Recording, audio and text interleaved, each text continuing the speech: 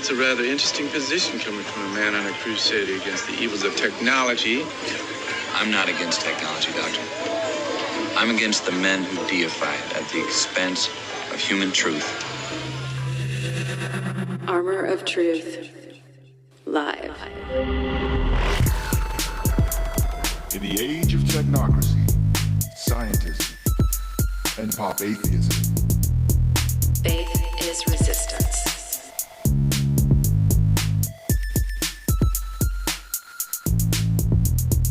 Nietzsche, of course, announced the death of God and called for the birth of the Übermensch, the Superman, who would take humanity to new heights and to create a new world order. Find us at the Armor of Truth YouTube channel and log on armoroftruth.net. Or you can find us at the TrueNormalTV YouTube channel as well, my friends. Welcome to TrueNormalTV. For those of you who have found us over here, we got a good one for you today. And so first of all, let's get this taken care of. Let's let you know what happened to us. Oh, I had Summer. I didn't get it. I had the we're in jail. Oh. Anyway, we're in jail. By the way, we're in jail. Armor of Truth, our primary YouTube channel. It's been 9 months since we've had 9 months since the last time it happened, and we survived that one. I'm not so sure this time. So we picked up a strike on the channel, and you know, if you were watching last week, you probably know why. Although we didn't violate any terms of service. We don't set out to violate terms of service. Not that they accused us of, anyway. No, nothing that they accused us of. We got blasted with medical misinformation. So when they say misinformation, they are granting you that you made a mistake, right? That you weren't trying to deceive someone with disinformation. But it doesn't matter because the effect is the same. If we get another one of those on the Armor of Truth channel, that would mean that we'd be one slip up away from termination. But anyway, that's not in our control. We're going to be truth tellers and let the chips fall where they may. So those of you who have found us over here, welcome to the show. We did send out a blast on the Armor of Truth mobile app just a few moments ago. Well, how about an hour and a half ago?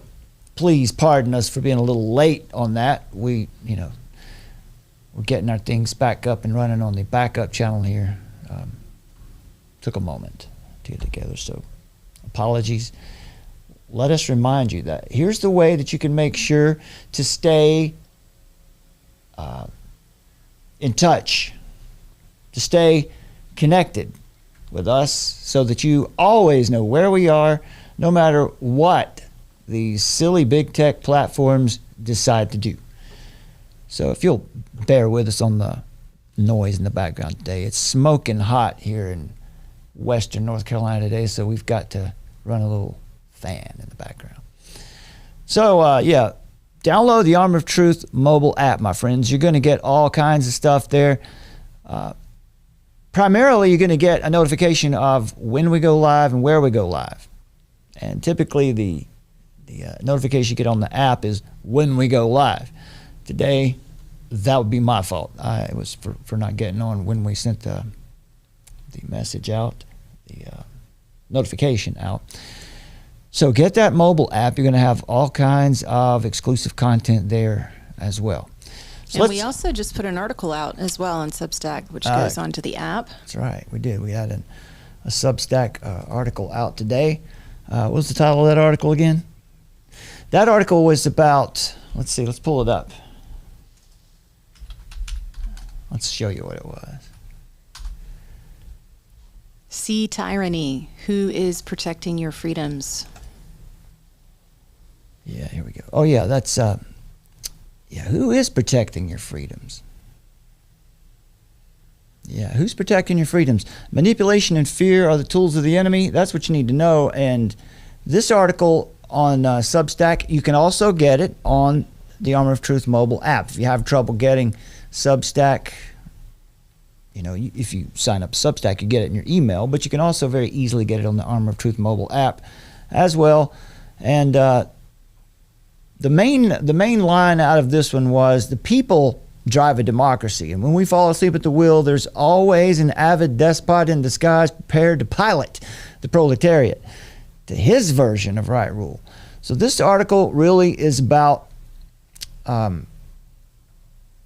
what's happened since 2020 and whose fault it is. Whose fault is it? Whose fault is it, Summer? What happened? It's a trick question. Don't bite on that one, because it's our fault. If you're an American, it's our fault. It's on us, because if it's not on you, then you're not free. If you're free, if you're someone who claims liberty, then if you lose it, it's your fault. So it's on us, because we are free people. So we don't blame people. So that brings us around to what we're going to be talking about today, which is, by the way, don't forget, if you're finding this channel and finding this video and you've never heard of us, make sure you go over and subscribe to the Armor of Truth YouTube channel. That's our primary channel for as long as it lasts, and it might not be that long considering what we pulled off last week, talking about depopulation agenda, stuff like that. And the armoroftruth.net is our website. You can support us from that website. You can support us with links in the description under this video or under any video on either one of our channels. But there has been fires and more fires on the island of Maui. And there are questions about what's actually going on there. What caused it? Whose fault is it? One resident in Maui said that he doubts that county officials could have done more. This is a resident who who once lived in California and experienced wildfires there as well. And some of the criticisms were that the local officials didn't do enough to help, or couldn't do enough to help because there weren't enough of them. But this resident said he doubts that the county officials could have done much more to help save people there. He said it's not that people didn't try to do anything, it's that the fire went from 0 to 100 like that.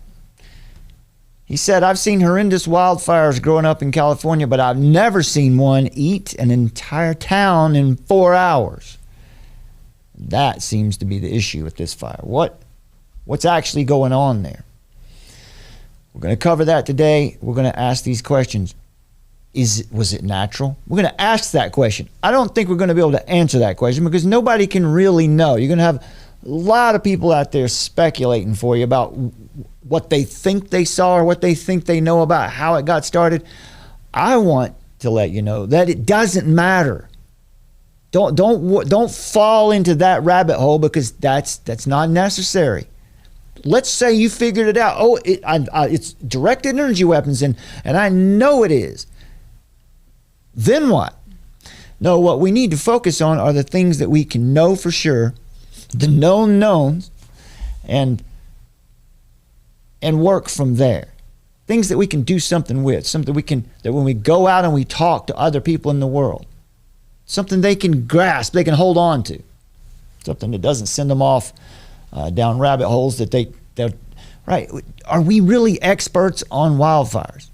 Can we really analyze a wildfire, from 1,500, 3,000, 4,000 miles away and determine exactly what is happening? That's not possible. We can't do that. It is entirely possible that something like that happened, that there's some kind of laser from space. Could be. The boats being on fire was weird. Well, boats catch on fire. It's possible for a boat to catch on fire. especially if it's in the marina. I'm not here to knock down anybody's theories. I think it can happen. What we're going to say is that based on the evidence that we've been able to flesh out and to see, then you could actually point toward there is something big going on. Yeah, I am totally down with the idea that it's not natural. And that's the premise that we're operating off of today, because what's really important about this is not how, but why.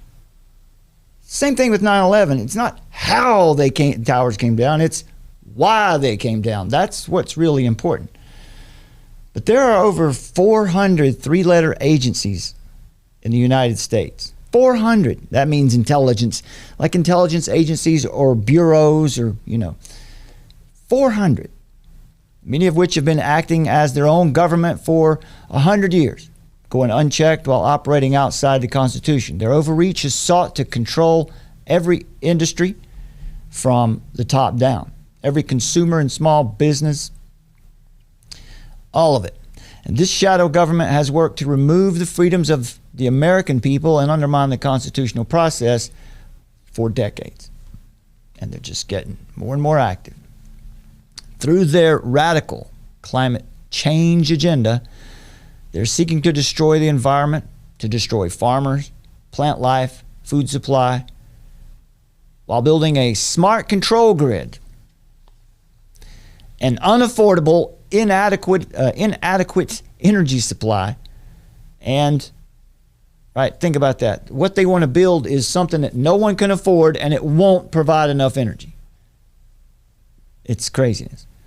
Not only that, but a reckless automotive industry, right? As they attempt to put self-driving cars on the highway, corral people into cities and try to force them out of their homes into poverty. There's only one way to achieve so-called these goals, these sustainable development goals. And that's through mass depopulation and through this kind of destruction that we'll talk about today. They won't allow the market to decide about something like electric cars or what kind of energy is best. As Jorgen Randers wrote in,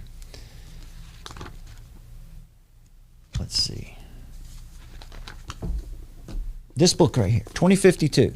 This was the follow-up, 40 years after the Limits to Growth paper by the Club of Rome. Jorgen Randers, who was an author on the first, I'm going to have to give myself some more microphone here. Hang on a second, folks. Nobody's watching, right? We're on the True Normal channel today. All right, there we go. So as Jorgen Randers said in his book, 2052, he said, in order for the world to move briskly, there's the need to break with traditional approaches. Tradition's out. Our way is in. And we have to form new partnerships that are able to agree within reasonable time limits. He said, I fully support this view. I believe that developments over the decades to come will be irritatingly slow. He says, society is stuck in the ideal that individual rights have priority over the common good. That depends on what you define as the common good. See, there's the trick. He's assuming that we all share the same idea of what the common good is. His idea of the common good and our idea of the common good are not the same thing. But you see, that's how they throw this at you, assuming all these things. But he says it's a view that will be increasingly unhelpful in a ever more crowded world. What he's saying basically is that democracy, although it has many advantages, speed is not one of them, right? Speedy decision making is not a characteristic of democracy, according to Randers. He says, quote, so the way I see it, the fundamental question in this domain is whether a democracy will agree on a stronger state and faster decision making before it's too late, before we run into the brick wall of self-reinforcing climate change, irreversible biodiversity loss, and insufficient investment in forward-looking research and development, unquote. So that's the idea. Democracy's too slow. Somebody needs to take charge and become our dictator and decide for us what it is that we all need. So here's the headline. Anyway, Maui fire is the U.S. deadliest in 100 years, maybe more. Associated Press reports that the death toll is at least 96, kind of holding at 96 now, making it the deadliest in 100 years. Ed Dowd, we talked about Ed Dowd recently here when we were talking about excess deaths. But he's also commented about this as well. He said that the official death toll we're getting is in the 90s, but he believes that it might be more like between 500 to 1,000 people. I don't know. That's what he says, and we haven't caught him in a lie yet. And that's interesting because Lahaina's population is 13,000. So you're getting dangerously close to 10% of the population there if his estimates would be correct. Authorities said it is the deadliest U.S. wildfire of the past century. Now let's look at map so you guys know what we're talking about here. This is the island of Maui, and where are we? We're in the middle of the Pacific Ocean. Not quite in the South Pacific, but close. See where we are? We're near nothing. The closest thing around is Baja, the Baja Peninsula. But anyway, that is archipelago of Hawaii, and what we're focused in on there is the big island of Hawaii, and the second largest island there is Maui, right there you see. And where the concentration of the fires is not some people report, it's the whole island. Well, the whole island hasn't been on fire, but don't hold your breath. Yeah, they've got an upcoming meeting in September. That's right, 2023. I'll show you what that is in just a minute. We've got one here in North Carolina coming up too. The same thing. It's a digital government meeting. So West Maui is up here on you can see the words flashing there. And there was some fires there. We'll talk about that in a bit. Let's see, and you can see this is where Lahaina is, and something called the Upcountry, sort of in the middle of the island, and there were more fires in South Maui as well. So they're all over the place. All right, that gives you an idea of where we are and what we're talking about. Maui's the second largest of the Hawaiian Islands. It's got a unique environment, obviously very popular with tourists, and it has really an interesting mix of landscapes and climates. 727 square miles is this island. This is a perfect situation for if you wanted to try to set up where there's nothing but smart grid on this island. Diverse landscapes, but a lot of flat land, lush valleys, obviously, volcanic regions as well. Coastal areas, of course. Dormant volcano, Haleakala, I think. I probably messed that up. Is a prominent feature on the island. Maui is often referred to as the Valley Isle due to the isthmus that runs between the two major volcanoes. The blend of natural beauty and cultural richness makes it a sought-after destination for visitors and a treasured home for its residents. Maui is well known for whale watching. That's something people like to go and do there, especially humpback whales. A lot of unique plants and animals there, some of which are endemic to the region. That means they're native there and they're found nowhere else. Now, as far as environment, there are ongoing efforts, there have been for years, as there should be, to preserve the natural beauty of the island and protect the endangered species. Now, some of the climate change impacts that are reported would be, they say, like other Pacific islands, Maui faces challenges from climate change, including, well, rising sea levels and coral reef bleaching. Make of that what you will. So out here we have a tropical climate, which means it's going to be mostly warm, not blazing hot, 80, 85 in the highs, and not a lot of humidity. With but out here on all of the islands, you'll find a really diverse climates. You'll find diverse landscapes, climates.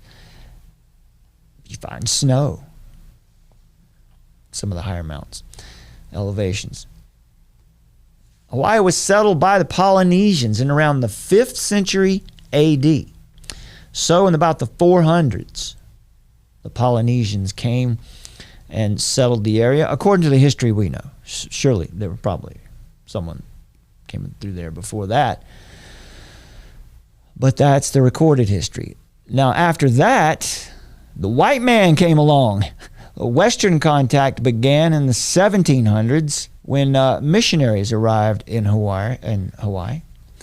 Well, actually, missionaries actually showed up more in the 1800s, early 1800s. And you'll hear today from some people who will say that that's where the problem started. Colonialism is where the problem started. See, the assumption is, it's always the same assumption. Those indigenous cultures, well, they had it right. Everything was perfect before the white man came along. And in some cases, that's absolutely true, but not in every case. But it's assumed in every case, right? The economy, of course, we said, is mostly tourism here. That's the leading industry there. They grow sugarcane, coffee, tropical fruits. As far as energy production out there, well, it's recently been very progressive in the use of wind and solar energy. And that's where we're going to drill down here, is what's going on out here. What's actually happening. It seems as though, some people are saying, that maybe Maui is being transformed into a smart grid island. And there's a lot of evidence for that fact. And hopefully we'll get through that quickly for you today on what we're going to call TrueNormalTV news briefs. Whether or not it's going to be brief, we'll see. We'll see how it goes with that.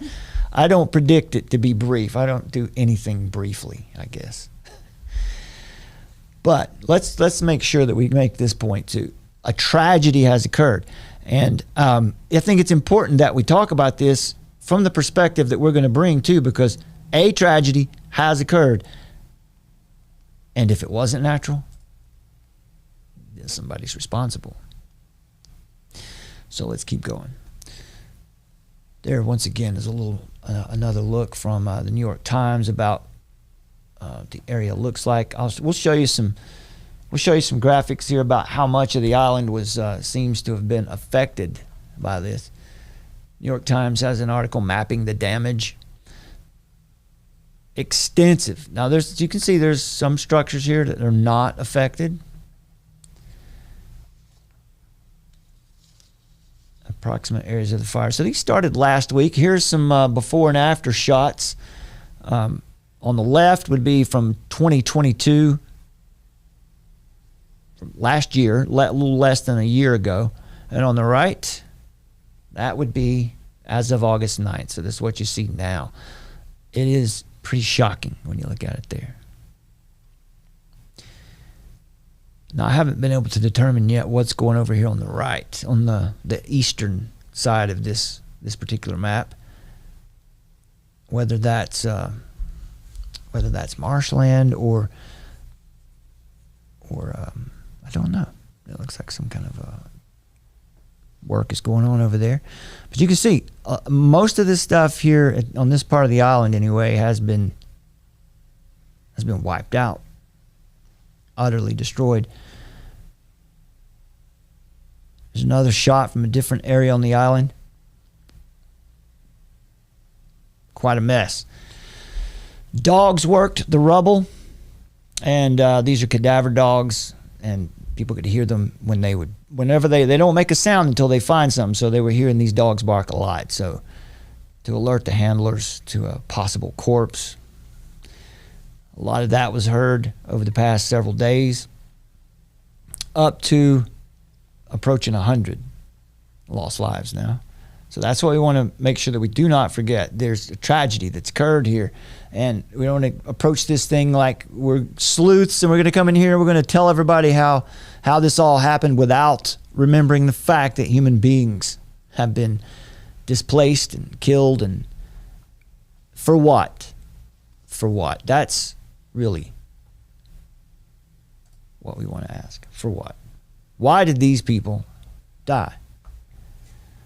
The inferno that swept through the centuries-old town of Lahaina on Maui's west coast, beginning last week, like Monday, Tuesday last week, torched hundreds of homes and turned a lush tropical area into a moonscape of ash.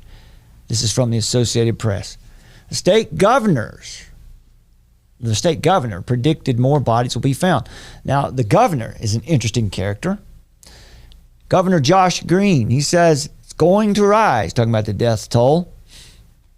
It will certainly be the worst natural disaster that Hawaii has ever faced. We can only wait and support those who are living. Maui Police Chief John Pelletier, French it's Pelletier, but said they've been identifying victims. They have a hard time doing that. They've got some kind of new rapid DNA test where they can, I don't know how that works, but adding that identifying the dead is extremely challenging because we pick up the remains and they fall apart. When we find our family and our friends, the remains that we're finding is through a fire that melted metal. He says it's like a bomb dropped. Interesting, right? That's what we heard a lot of. It's like a bomb dropped. Look at this. Now, you'll see a lot of reports where people are trying to come up with theories, and they'll say, well, there's houses burned, but there's no trees. Well, I mean, clearly here we see some trees that were torched. Trees don't burn completely up in fires. Sometimes they do. But you can't determine because you see a burned neighborhood and there's a cluster of trees that didn't burn.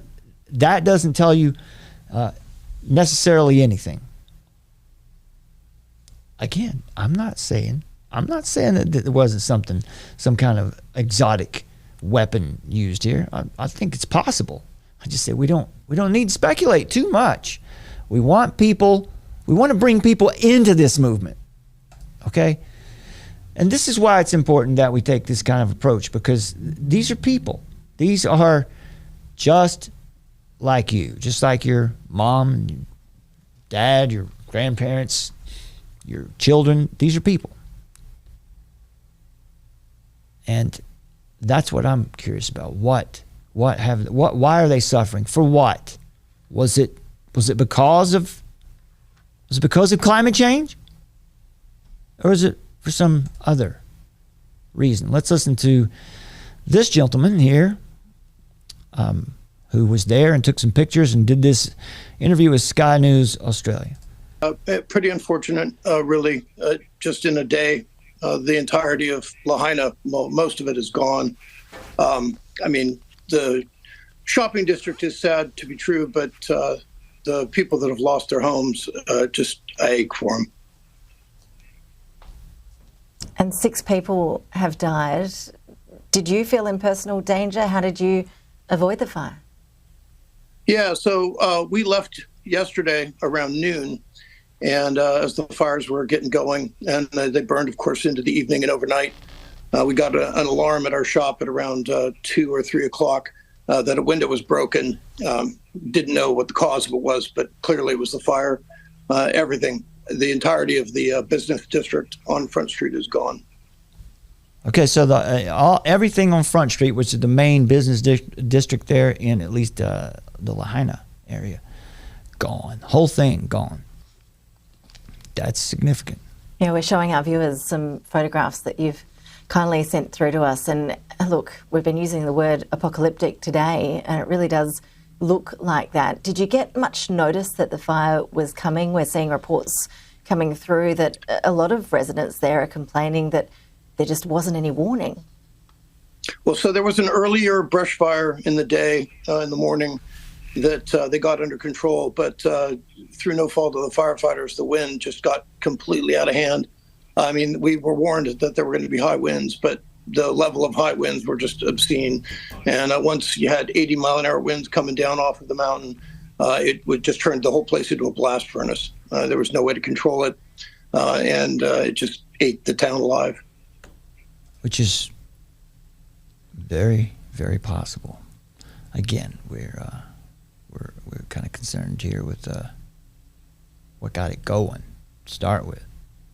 That's what everyone's focused on. All right, here's another clip. What's normal? What's actually normal for Maui, right? It's not as though they've never had high winds, they've never had dry weather. What's normal for Maui? You're going to hear this a lot. You're going to hear it explained that we've never seen anything like this. It's completely out of the norm. Really sort of out of the blue. Lahaina will have occasional brush fires. Maui in general, in the dry season will have smaller brush fires. But stuff like this, I mean, this is clearly unprecedented. There was a fire in Lahaina back, I want to say in the early 1900s, maybe 1910, 1918, or 11, somewhere in there. But that was significant, that burned the same district pretty heavily. But as far as this goes, and in my lifetime and in the lifetimes of anyone I associate with, this is unseen. It's just, I mean, it really looks like a bomb was dropped. It doesn't look like a fire. It just leveled everything. Looks like a bomb was dropped. And a cleanup operation. Now, what's interesting about that is that's something that we hear over and over again, that it looks like a bomb went off. Yeah, it's something that was also expressed, if I recall correctly, back in, I guess it was 2018 when the fire happened in Paradise, California. Yeah. I've got some pictures of that in here just a moment. We can do a little comparison and look at those two side by side. But Todd Wynn is this guy's name, and what he said is what we've heard a lot of people say. And I just think it's strange when we hear people say the same thing. It looked like a bomb went off, and they say it. They repeat it over and over. So at least 2,200 buildings damaged or destroyed in all of West Maui, Governor Green said. 86% of those were residential.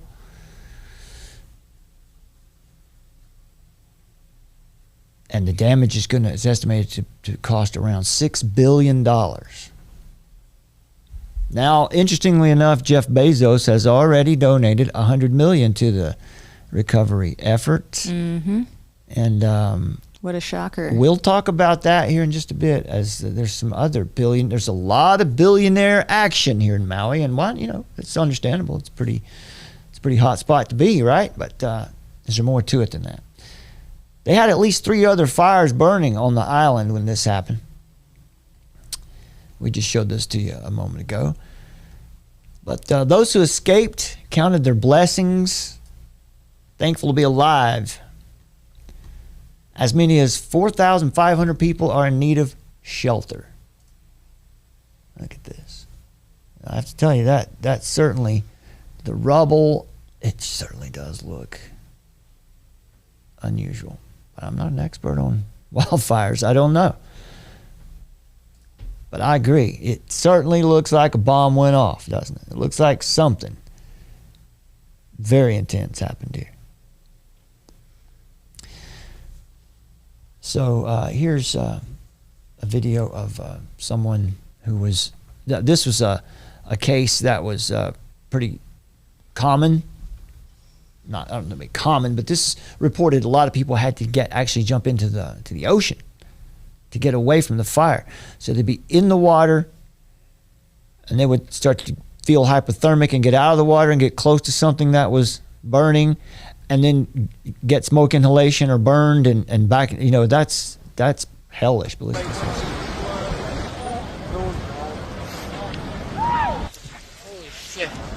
Why did these people suffer? You're gonna be okay, Milo. It's less about how, more about why. Awful lot of wind there. Both sides, to the left and the right, are on fire. White smoke starting to come, which means the fire's starting to die out. So, folks, make sure that you keep this image in your head when you think about this. Don't get too caught up in the conspiracy and then forget that there are real people. This could be you.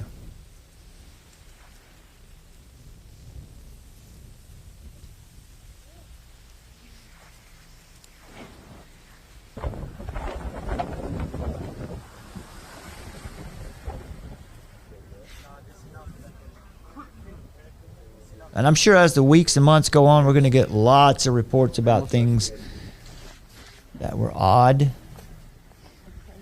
coming out of this. Yeah, imagine that's your hometown. It's a bad deal. Some more pictures. Yeah, it really looks like what it looks like in Hawaii when a volcano erupts. Look at that. Looks like a bomb went off. I've got some more clips in just a moment of people echoing that sentiment. Those toasty cars. It's just imagine the cleanup.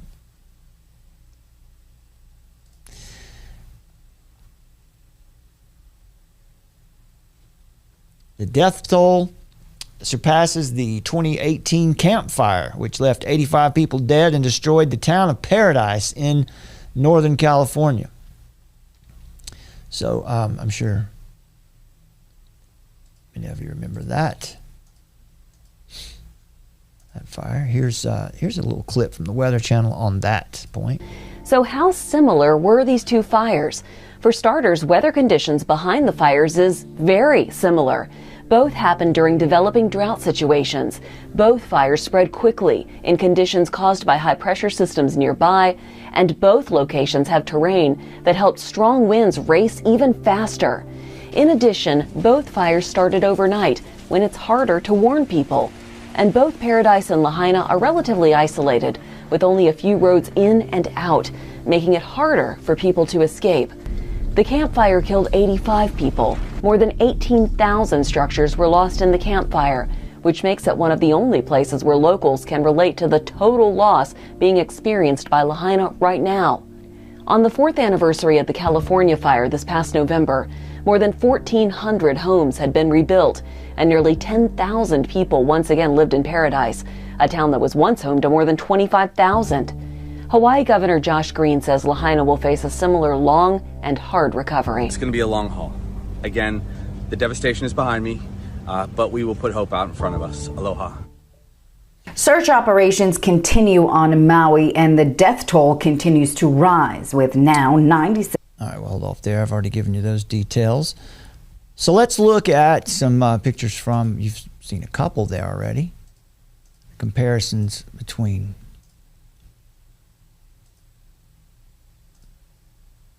Maui and Camp Fire. There's Paradise, California. Welcome to Paradise. So this is, it looks very similar. Now, remember in the Paradise Fire, a lot of people said, well, why did all these houses burn and these trees? Well, you can see a lot of these trees did burn down through here. And, the way these things tend to burn, they burn fast. Fast and out. And, I don't know. I'm with you. I know it's weird. It's weird. I get it. I just think we have to be focused. I think we don't want to, I think that sometimes, tell me what you think about this. I'm going to speculate. I'm going to do high octane speculation for a minute here. Right. Do you think it's possible that sometimes people will throw a very interesting and hardcore theory out there just to see who bites on it, or just to get the people thinking about that theory so they don't pay any attention to maybe what's more important? Like, for example, the turning the island and the areas into smart grid. Right? What do you think? Do you think people do that? Do you think they'll throw a bone out there to have people go chase it? Well, I mean, for sure, you see a lot of people out there taking very big liberties with what they'll speculate about it, and doing that with all certainty. And that feels irresponsible. Sometimes I believe that there are controlled opposition people out there who are purposely putting out that information to make anybody that questions the narrative look like a total nutter. We've gone through that a lot of times, over and over. We've gone through that. And then there's some people out there that I guess have just gotten really comfortable with just speculating, and that's not doing anyone any service. So that's what we try not to do. And so the next segment that we have coming up is super interesting, because we can see that the powers that be have plans for the island. So, no doubt. Yeah. And I think that's where our energy needs to be focused. Less about how and more about why. That was the whole deal about 9/11, right? Because what happened was all these movements got going about, was it thermite? Was it a directed energy weapon? Was it this or that? And some really brilliant minds went off on that tangent for years. Meanwhile, what we really needed to figure out was who and why. And that seemed to get looked over. But yeah, so you can see it looks quite similar. I mean, my opinion too is that with what they spray in the atmosphere, that would make would make things more combustible. Well, see, there is no question that there is geoengineering going on, and the stuff that's fallen out of the sky today. It's a good theory. Now here also, a century earlier, in 1918, this is called the Cloquet. I don't know if it's Cloquet. It's Cloquet. You can see on your screen there. Cloquet fire, northern Minnesota, 1918. And this fire happened when it was there was a drought as well. Right, this fire went through a number of rural communities, destroying thousands of homes and killing hundreds of people. The Maui wildfires are the state's deadliest disaster in decades, surpassing the 1960 tsunami that killed 61 people. So here's some more of the Cloquet. See, similar devastation, right? Nothing left. Now back then, structures were a lot more. There was a lot more wood used in these structures too, and you can see over here in Maui, we've got. Let's see. Let me get one of my shots from above here. There, see, these are a lot more metals, tin and aluminum for sure used there. Now the melting point on something like aluminum and tin is going to be quite low, but there's a lot of steel here too. Now what were you talking about earlier? Something about we're thinking about the melting point of steel. And whether steel can melt outside or not. It doesn't matter whether it's outside or inside. If the temperature gets hot enough, I guess it can. And when you think about, if you've ever done this or not, you've made, I forget what it's called, when you kind of stove or kind of a fire you can build where you dig 2 holes in the ground and you've got your fire in one, you did a connecting hole under, and you can blow air in from the other side and keep that fire going. The air feeds it. But if you took a blower and blew air into that hole, it's like a blast furnace, and the stuff can really get hot enough. That's how you melt. That's how hundreds of years ago they would melt metals. So anyway, see, I guess I like to speculate too, so I go down those paths too. But here's something for you too. Let's look at Colin Rugg over on Twitter. Breaking: the United States has just sent another $200 million in aid to the Ukraine. Well, what about Maui? Well, I think somebody else is going to be taking care of Maui, but probably not somebody that Maui wants. As an American citizen in Lahaina, Maui, Americans in Maui suffer from the loss of life and property, President Joe Biden has just sent another $200 million worth of artillery rounds, air defense munitions, and other weapons to Ukraine. Nearly 100 people have been confirmed dead in the Maui fires. Over 2,000 structures have been destroyed and thousands have been displaced. Hope Biden had a great vacation. Let's listen to this clip.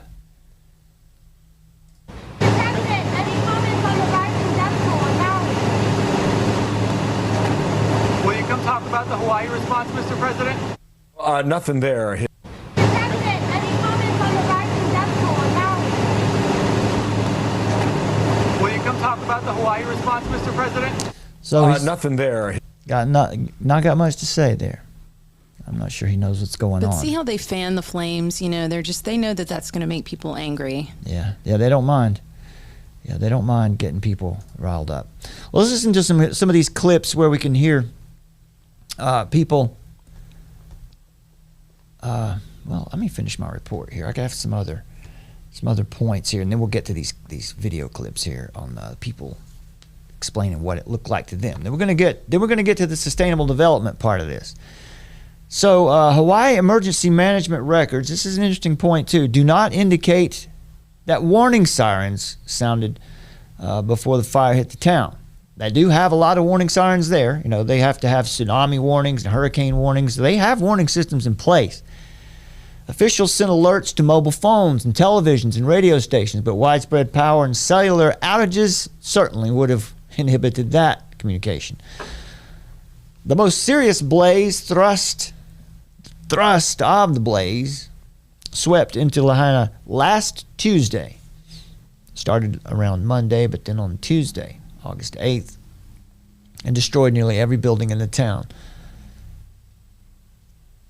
Now, the reports are that the danger of this happening on Maui was well known. Who did you say? It was reported. You said that. You reminded me earlier that it. Well, I know that Hawaiian Electric is now facing a class action lawsuit filed over the weekend. You know, because they're being accused of, you know, why didn't you turn the power out? Yeah. So there's an investigation that's been announced that they're going to be coming after the power facilities on that. So that's a good point, because as we've been talking about the whole time here, let's be careful about how hard we go speculating. We don't need to go too far down the rabbit hole, because if you jump immediately into the rabbit hole, you might just miss something that's obvious right in front of your face, like this. And that it would be renewable energy. The push, you know, you'll hear it later in this show where the green activists saying things like, we have to ban all other forms of energy, all fossil fuels, all other forms of energy. We have to just ban it all and bring in these new renewables. Well, there's problems with that, because in California, it's well known that many of these wildfires in Northern California, one of the reasons was they stopped back cutting, which was done for the climate. For the climate movement as well, right, to not disturb the ground. But what they used to do there was they used to go and do back cutting and cut. They would keep maintenance on the forest so that if a fire did break out, it would be limited into one area. Well, they made them stop doing that, and so then when a fire would get going, it would burn everything down. That's one. Secondly, they're not allowed to upgrade the existing equipment. Right, so electrical equipment out. Right, but it's like it's a problem that they know is coming down the track because they're not funding it and they're not justifying the funding of it. So of course there's going to be an issue with it. Yeah, and this article that said this about the class action suit over the weekend, it's coming from NPR.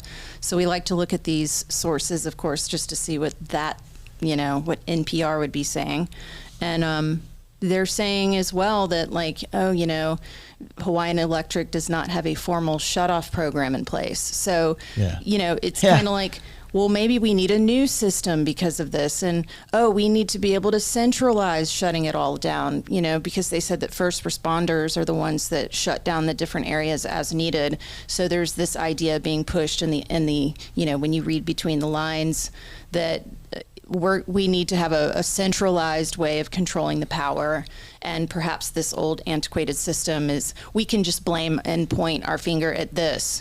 So, again, just this plausible deniability. Yeah, that's good. That's why, when you get into this speculation, like, you could just speculate like so many different angles. Yeah, but some of the reports I've been reading, it's people who from California who are familiar with these kinds of fires saying it's not a secret. We know how most of these fires get started. It's a transformer or a line somewhere or a substation somewhere that's just not being maintained, and something happens and it sparks up something. Well, one other thing, though, that would be like, that would get rumors and conspiracies rumoring started is also in this NPR article, they're talking about the National Weather Service in Honolulu warned at least 4 times in a series of tweets that dry conditions and strong winds posed a serious fire threat for areas of Hawaii. So that's it. That's what I was looking for. It's kind of like the predictive programming, kind of thing. Yeah. Yeah. Let's listen to some of these clips here. I've got several clips. Well, first of all, the president of the Hawaii Firefighters Association said that there are a maximum of 65 county firefighters working at a given time. So that's another problem. They said they didn't have enough. They just don't see this. This doesn't happen there. It's way out of the ordinary. And so with few of firefighters, there's no way to handle all this. And those firefighters are responsible for 3 islands. They're responsible for Maui, which again, over 700 square miles. Yeah, just 95% of the power, they're in control of it. And also Molokai and Lanai. They're 3 islands, 65 guys. That's a lot to keep up with for one department. He said that, it's an interesting comment he said too. He said the world has changed. A storm can now be a hurricane fire or a fire hurricane. And that's what we experienced here.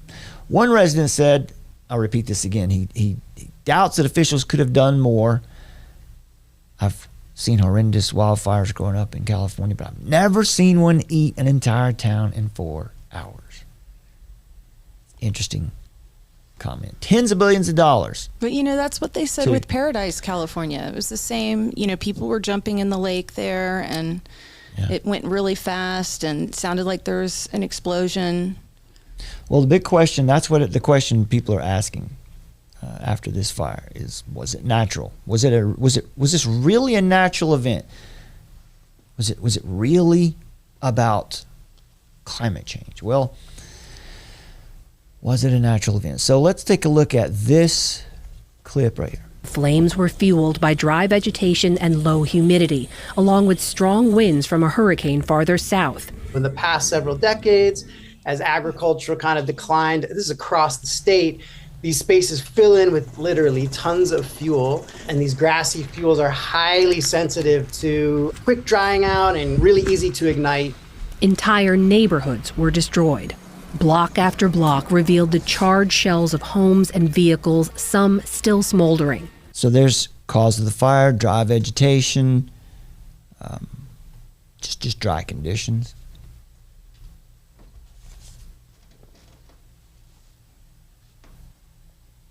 All right, let's see here. Yeah, here's another one, causes.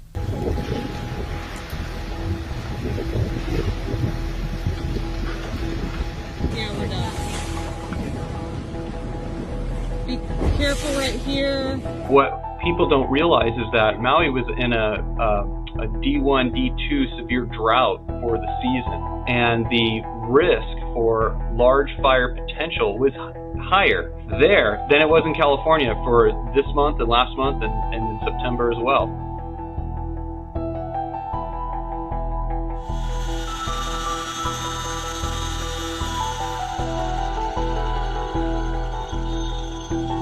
The winds were coming from the northeast, and they were very strong winds. They were descending, going up and over the mountain range and descending what we call the lee side.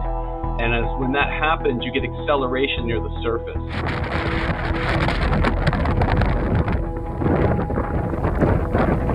Look, I don't know what happened, but there's no question that the wind was blowing. And they said it was blowing 70, 80 miles an hour. That would be a huge problem if there's a fire anywhere. Get these structures burned. Again, how did it start? Right. That's the question people are asking. We're not so concerned with that. We're more about why. In a high wind, they're creating embers that ignite the next structure, which ignite the next structure. And so it happens really quickly.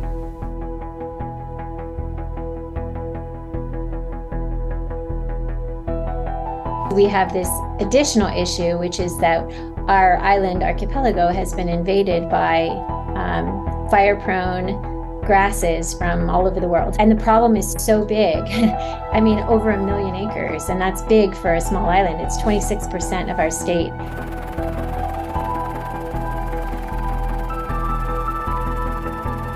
These conditions all lined up with kind of a classic fire weather situation. It just so happened that there was ignition during the high wind event, allowing a very fast spreading fire to burn into the community towards the coast. All right, there's that piece. That was interesting what that lady said there, that they've been invaded by different types of grasses. Interesting, right? And I guess the claim there would be that's corporations, you know, bringing different kinds of vegetation in there. I don't know. All right, but you know, we hear the story is it was dry vegetation. It was definitely this. It was definitely this. It couldn't be anything but that. This reminded me of on the morning of 9/11 when this guy showed up out of nowhere just minutes after the second tower fell to tell everybody what happened. He's just right there on the scene to let everybody know, oh, by the way, this is the story. And people on every street corner, it was like a movie, but you watched the planes hit the towers. I was watching with my roommate. It was approximately several minutes after the first plane had hit. I saw this plane come out of nowhere and just ream right into the side of the Twin Tower, exploding through the other side.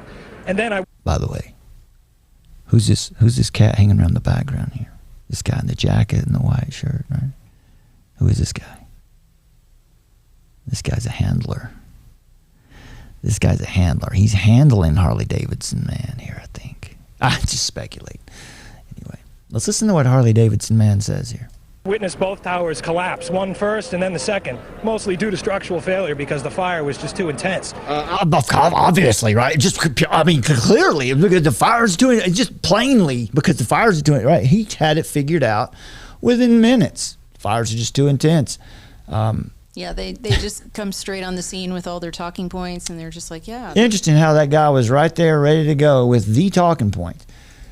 Just thought I'd add that in there. Here's another clip. Now, there are multiple fires burning throughout the island of Maui right now. None of them are fully contained, but really the worst of these fires was the one that burned through the town of Lahaina. Now, that fire just went block by block, incinerating homes, businesses, burning all the way to the ocean. It was fueled by very dry conditions as well as strong winds caused in part by Hurricane Dora as it passed a couple of 100 miles south of the Hawaiian Islands. That's another thing you hear. Hurricane Dora is getting a lot of flack for this fire. It could be, a couple 100 miles away. Is if it's big enough, that can definitely affect your weather. We've seen that happen. Well, it's also, a lot like the Ohio incident that happened earlier this year. What caused that situation? Do you know what I mean? And it's another one of those situations where, for sure, all indicators point to the fact that was very, people trying to send you in another direction. Mm-hmm. Yeah. Exactly. When we looked at what the EPA was saying. East Palestine. You know what I heard? I heard about the EPA. I heard they got a high-tech airplane. They got a high-tech airplane. And they have a bus. And they got a bus. Yeah, we had a really big laugh over that one. You got to go back and watch that video, folks. Yeah. Tough go for firefighters, just trying to save what they could. The firefighting force here on Maui isn't very large, and they aren't necessarily used to large-scale fires like this.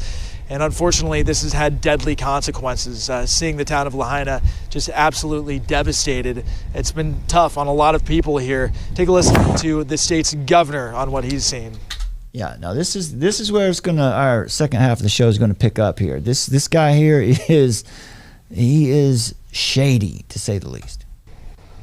And while we have to respect what the chief of police had to say, there will be active recovery over the coming days and weeks of the. I think it's really interesting what happens here. This dynamic between the governor who's speaking and the chief of police who's right behind him in the black shirt.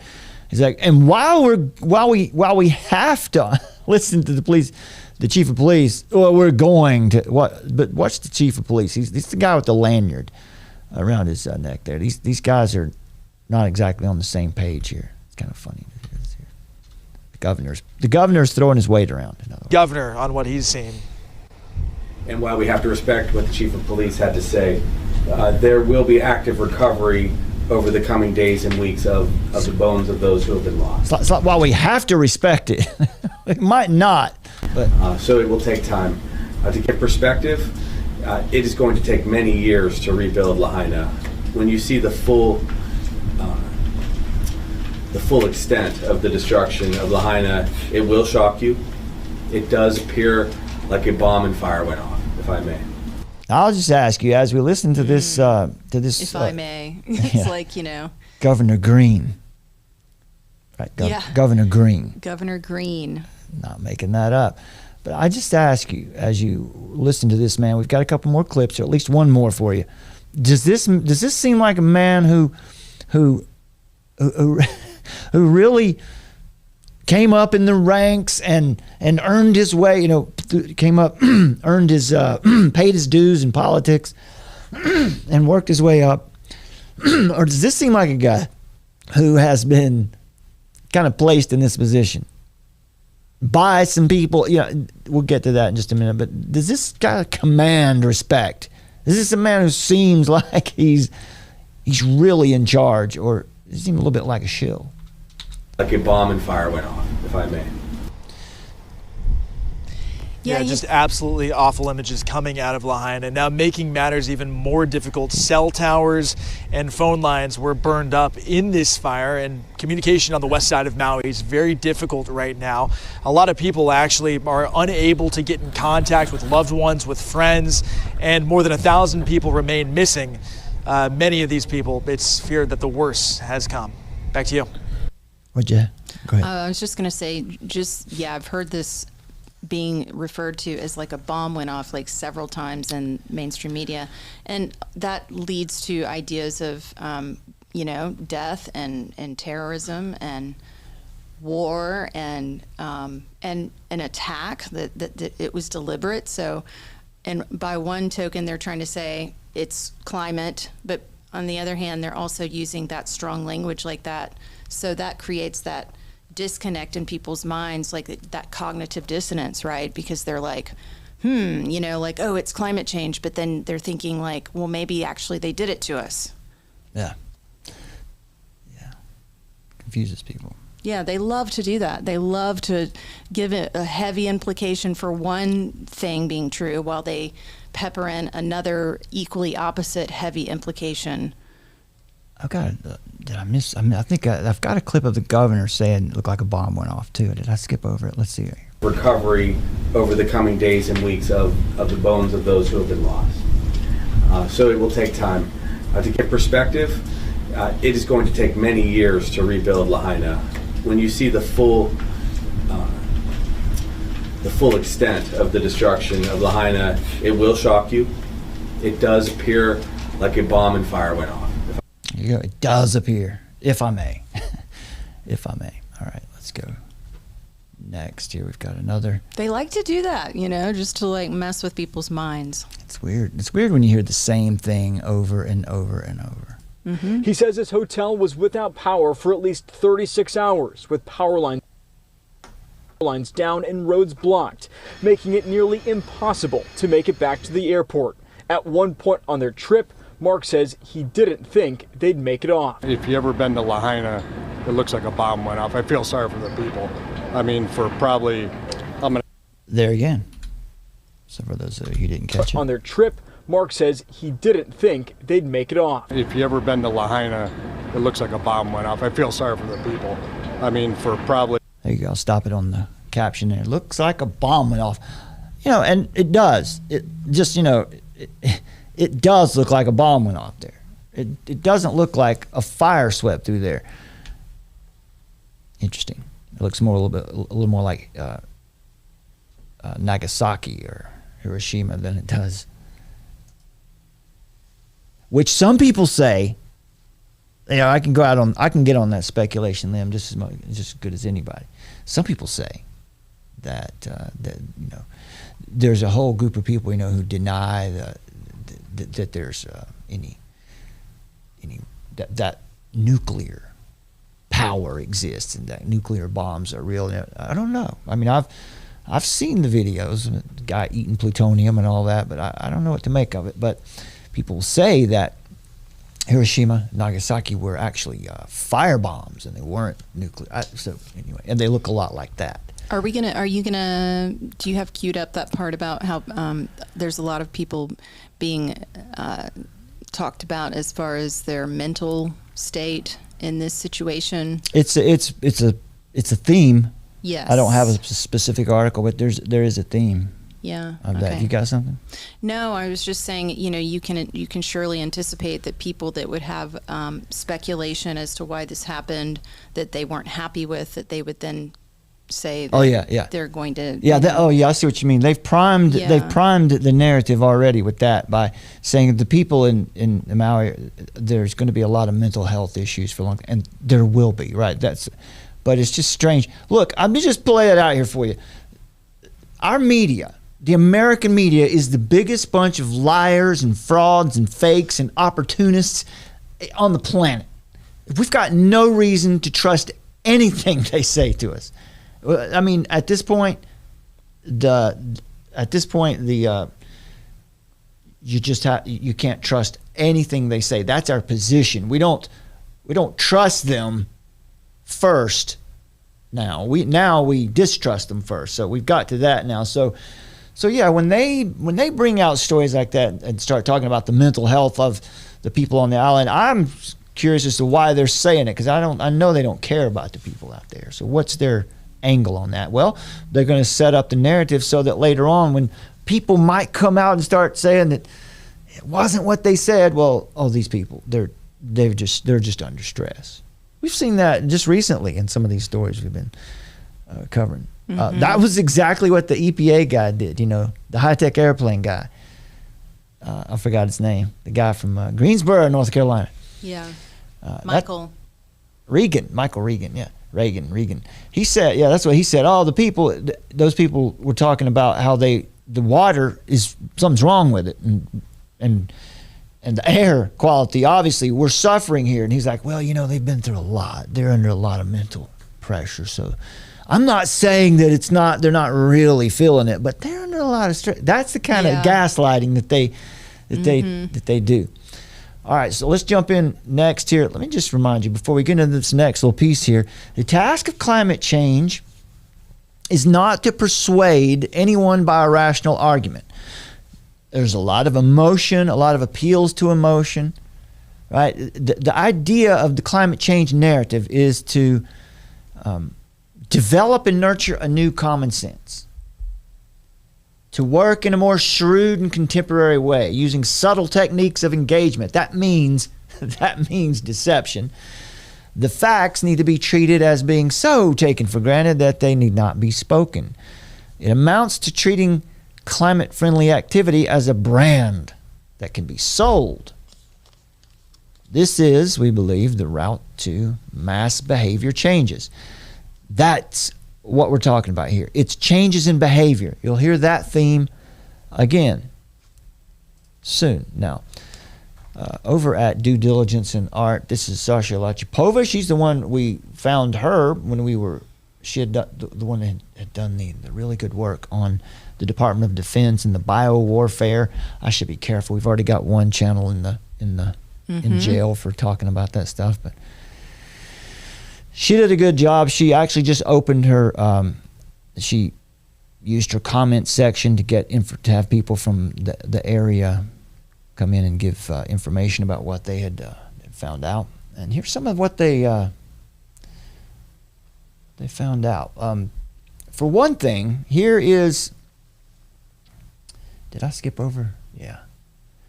Let me not skip over this. I got ahead of myself. Here's this guy. This is Kaniela Ng. Right? This is a national director of the Green New Deal Network who lives in where? Lahaina, Maui. It's not a joke. It's real. Let's listen to some comments from Mr. Ng. This is an interview from Amy Goodman at Democracy Now! Now, I'll tell you what, man.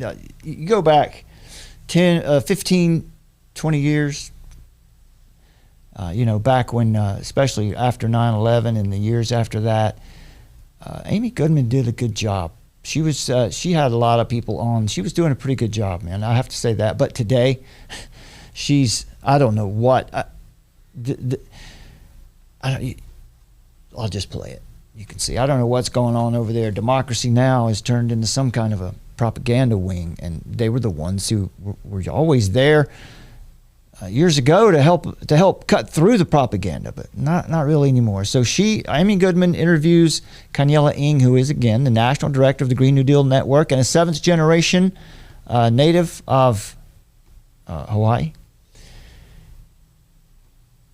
So what is now being described as the worst natural disaster in Hawaii's history was created by conditions such as dry vegetation, hurricane-level winds, and developers redirecting water and building over wetlands, which are directly related to the climate crisis. These are some of the claims that are made in here.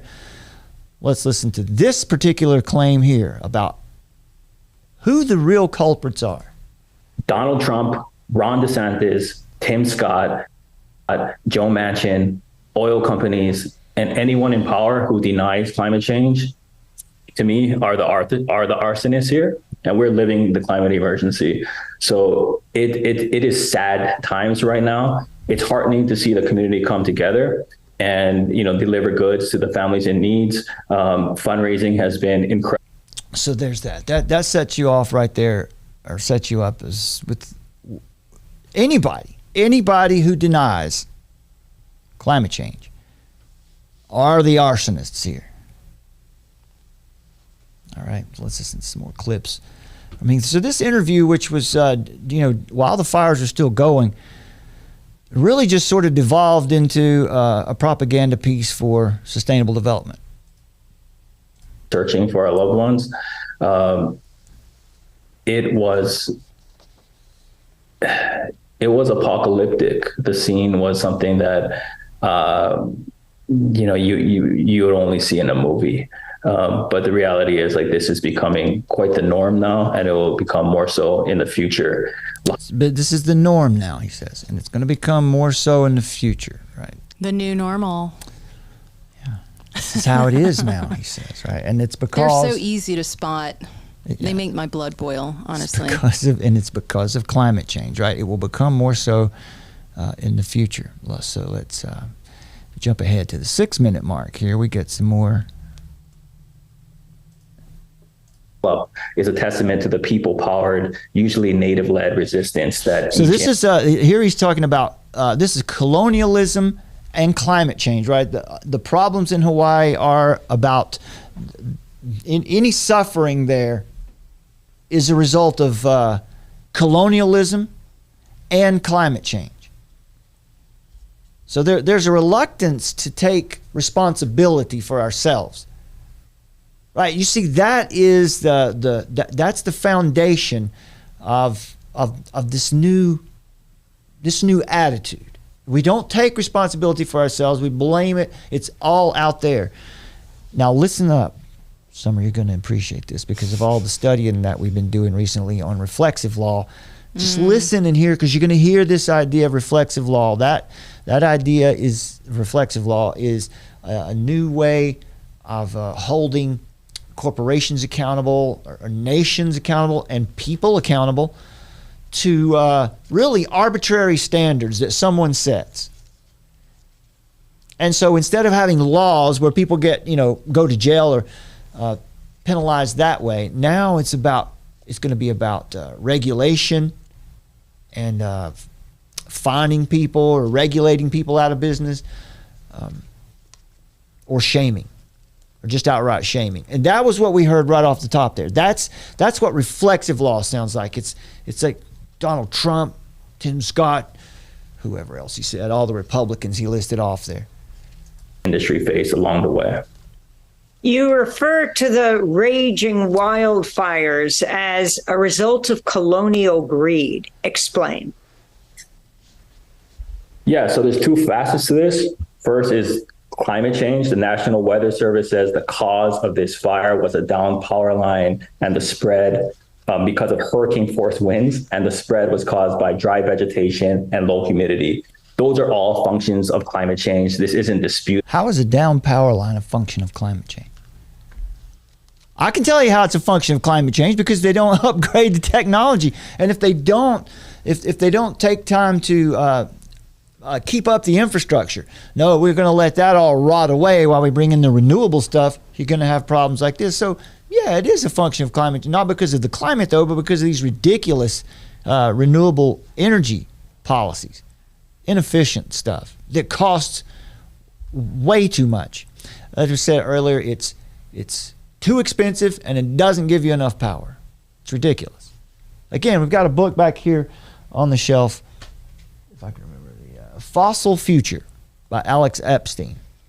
Check out Fossil Future by Alex Epstein. He makes the case for why fossil fuels are the way out of whatever your trouble is. If there is a problem with climate, fossil fuel is the answer out of it. You know, not less, but more. He makes the case, and he makes it good. He convinced me. This isn't political. It's unfortunately, it has become politicized, but it's a matter of fact. Climate pollution, corporate polluters that set a blanket of pollution in the air that is overheating our planet, caused the conditions that led to this fire.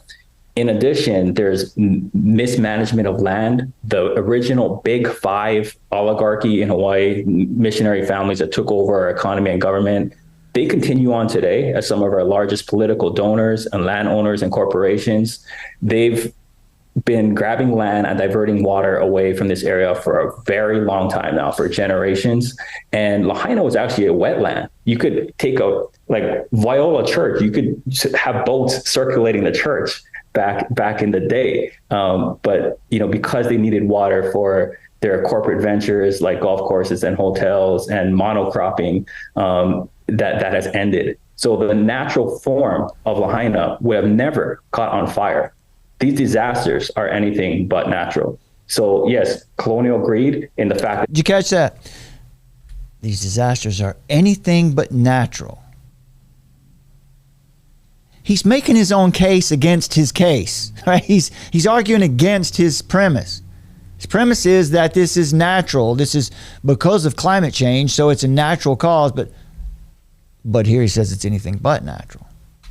These disasters are anything but natural. So yes, colonial greed in the fact that they caused the pollution that warmed our planet and set hurricanes like this to become the norm, and the gross mismanagement of our land and water, which the Green New Deal actually is about returning both mitigating climate change, building resilience, but also returning the stewardship of land and water to the people.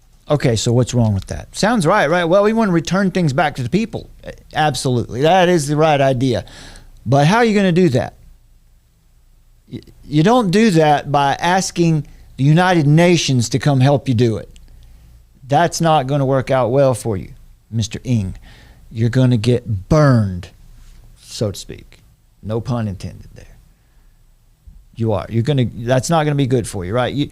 We want to take our land back from the government, but we need the government to help us do that. That doesn't make any sense, does it?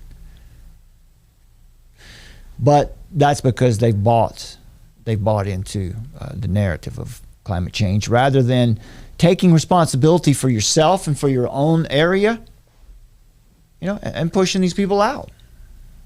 I know it's not quite that simple, but that would be the approach.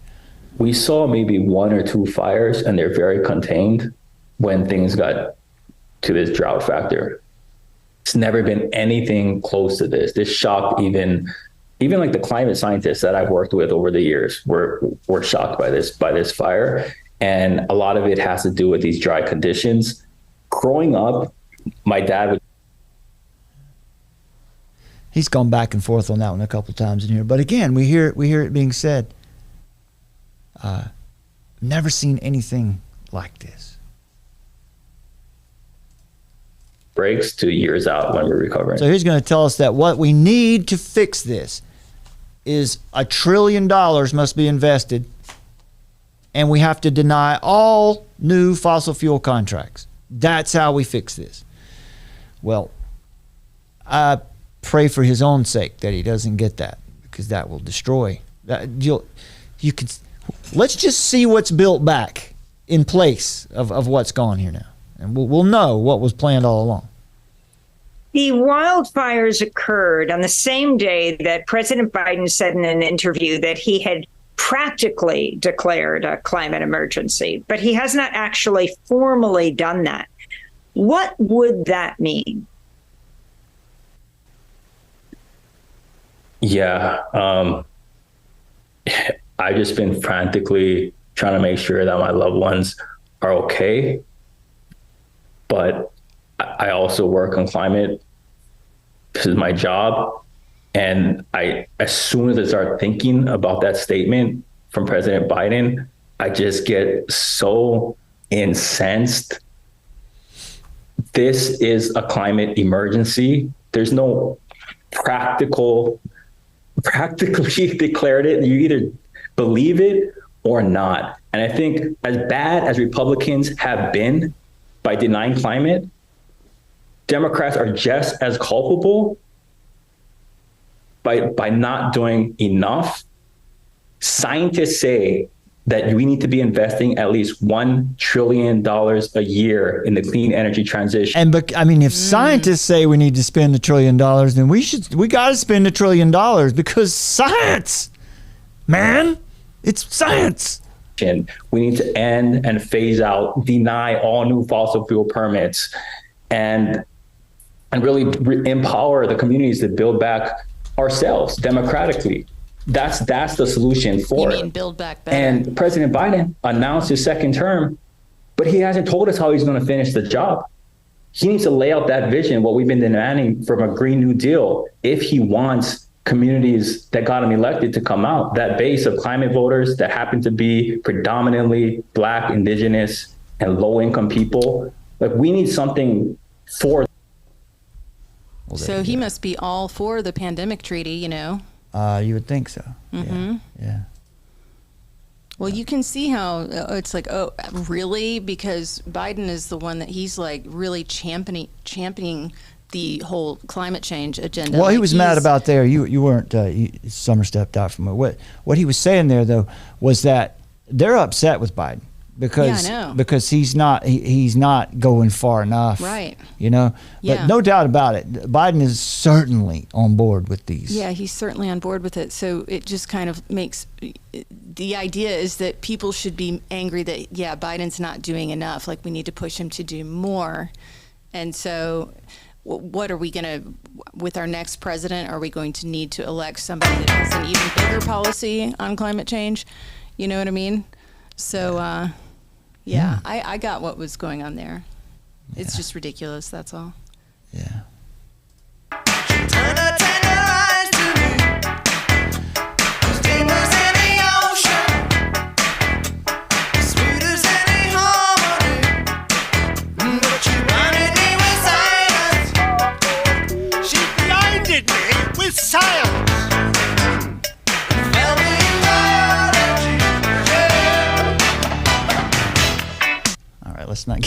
Let's not get a copyright.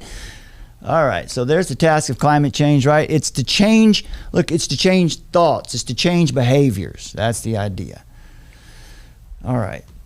So what's going to happen to Maui? Is it going to become a high-tech airplane? Is it going to become a high-tech prison island? Sasha Latipova, she's the one we took some of this information from. She said in her blog post, says, I've gone through several years of several wildfires in California and Nevada, which affected the neighborhoods I care about, destroyed several houses of my neighbors, displaced many people, destroyed acreage of forest, and did severe damage to the water department, where she volunteers as the treasurer. Locally, people who lived there and were affected by the fires, nobody was confused about the true causes of these fires. Over 90% of them were caused by Pacific Gas and Electric, that's PG&E, by their equipment blowing up, right, because of delayed maintenance, right? Sometimes these things haven't been maintained for over 60 years.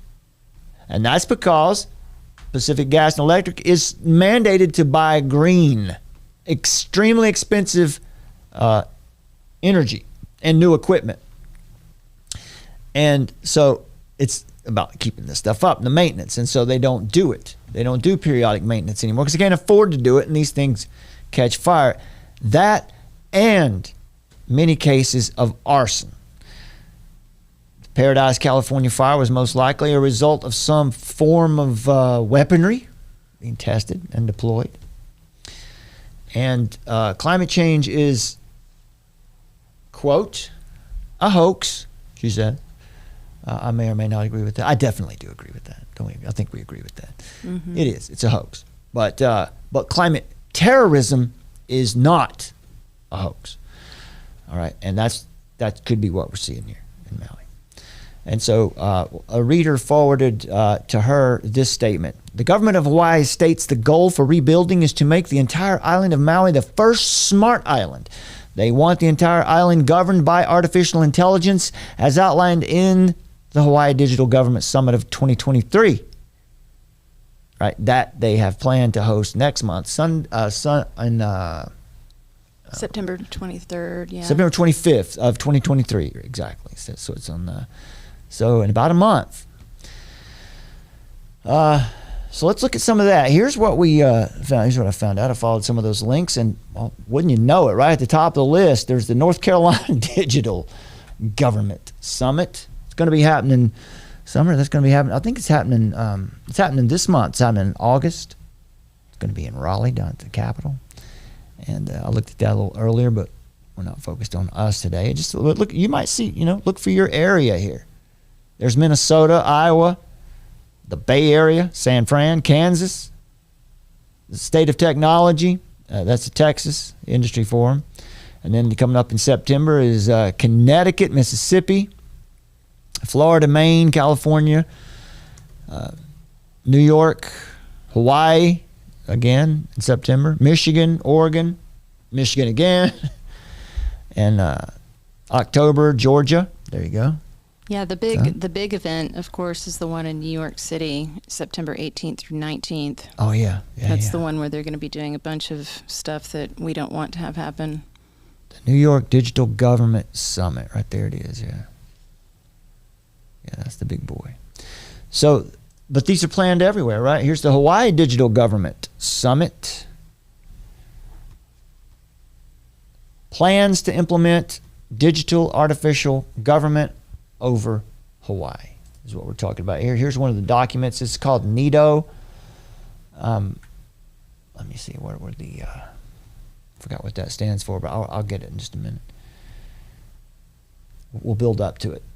But this is part of that Japan-U.S. collaborative smart grid demonstration project. Right, that's what it is. In Maui Island of Hawaii State. A case study. What we're just showing you here is that Maui has been a case study for smart grid systems for a good while now. One of the main things that one way you can tell if sustainable development is going on all hot and heavy in your area is to look for this kind of housing, low-rise, high-density housing, mixed-use development, where you might see a coffee shop or a restaurant and maybe a convenience store or a clothing store or something on the bottom floor with residential, with condos or apartments on the floors above that. Now, I'll tell you, that's extremely convenient. I like that. That seems to, but that's not going to be good for us because that's high density housing. Ultimately, if that follows through to its logical conclusion, that's everybody stacked and packed and tracked, right? That's the easiest way to keep everybody under control. Listen, folks, the reason people want this is because it's convenient. It feels good. It feels very convenient, but never forget this truth. The love of convenience will be the death of liberty. That's a fact, and we can't forget that because convenience feels nice. But who has a more convenient life than a prisoner, right? He's got his meals prepared for him every day. He doesn't have to, he's got a place to sleep. Right. That's the logical conclusion of ultimate convenience, is being a prisoner. Now, let's get back to that governor. Let's get back to Governor Green. Governor Green. Okay. They're having a laugh. They are. I wish I had that one queued up. They're having a laugh. All right. Let's listen to what Governor Green says here. Folks, this is a month ago, right? This is July 12th. This is exactly a month ago. So it's less than a month from these comments. Lahaina burns. Today, Governor Josh Green was one of dozens of leaders and presenters from around the world who spoke at a high-level political forum on sustainability and hosted by the United Nations. The local regional government's discussion brings together dignitaries to share how they're implementing Sustainable Development Goals, or SDGs. During the governor's speech, he spoke on the traditional Ahupua'a model. That's a socio-economic division of land from mountain to ocean. Now, he says the viable values that come from that help when making policy. In the old days, decades, generations, and even centuries ago, thousands, if not hundreds of thousands of people lived in Hawaii and had a sustainable culture for food. And that was something that we still recognize. To that end, we have done some things, and we hope to be able to share this much more in time. One is the Aloha Plus Challenge, which is a data-driven approach which we can share with our states and with anyone who feels that it would be helpful to track the SDGs, to make sure that we embed them in all of our policies. Whoa! And look at that little button that they're wearing with all the SDGs on there. Oh, they're bought in. Embed them in all of our policies, because did anybody vote for that? I don't think anybody voted for that. Well, so there's the governor. There's Governor Green. He's having a laugh. So we move now into this Japan-U.S. collaborative smart grid demonstration project in Maui, and we've just heard Governor Josh Green speak very directly there about where he is. So if you're new to this, let's just give you an idea of what we mean by smart grids. The 15-minute city, the walkable city, is one of those ideas. Does this look familiar? Sitting in gridlock traffic, rushing from work to appointments, going to be late for dinner again. The road rage kicks in. Oh no, I'm going to be late for dinner. So what we need smart grids, right? We need walkable cities so that I'm never late for dinner again. I can't get that thing going. This is the life we're used to. But what if life could look like this? An oasis of green parks, endless sidewalks. Right. It's just an oasis of green parks and endless sidewalks. What could go wrong? And empty roads. Impossible? Well, it's actually the concept behind the 15-minute city. 15-minute city, or the 15-minute neighborhood, is certainly something that's become very much, you can say, in vogue recently. Paris is working towards it, so is Barcelona and Portland, and now Vancouver also has a plan in place. Big new move number one was that we build a city where, for all residents in the city, 90% of your daily needs are within a walking distance. When I put the closest grocery store in my GPS, it's more than a 30-minute walk away. But in a 15-minute city, I could walk to the grocery store, post office, doctor's appointment, gym, hair salon, dentist, you name it, all within, you guessed it, just 15 minutes. A solution not just for gridlock on the streets, but also for carbon emissions. In fact, the goals of creating a more walkable city were announced as part of Vancouver's recent Climate Emergency Action Plan. And the Vancouver Plan and Project team are already in the process of figuring out what neighborhoods should look like and how to translate that into land use strategies. Just look at your neighborhood and look at your walk score. The walk score actually just tells you how many good things you're a short walk from. Where we get really low walk scores are in the parts of the city that are largely suburban. And so there's some sections where, single-family homes are really far from a lot of retail. And in those areas, the actual answer is to deliver more of those commercial services to them. The plan and project team will be addressing council with options as early as July, and they'll also have some pilot project ideas. But for this plan to really work, you don't just need to change the city. To meet the environmental goals that the country, the province, and the city have committed to repeatedly, is to change behavior. So in Vancouver's latest climate emergency action plan, they announced new incentives to drive less, like connecting cycling and walking networks citywide in hopes that 80% of trips by 2030 will be made either by foot, bike, or transit. They also announced disincentives for driving, like implementing transportation pricing in the Metro Core and creating a carbon pollution surcharge on residential parking permits. It all sounds so nice, doesn't it? But ultimately,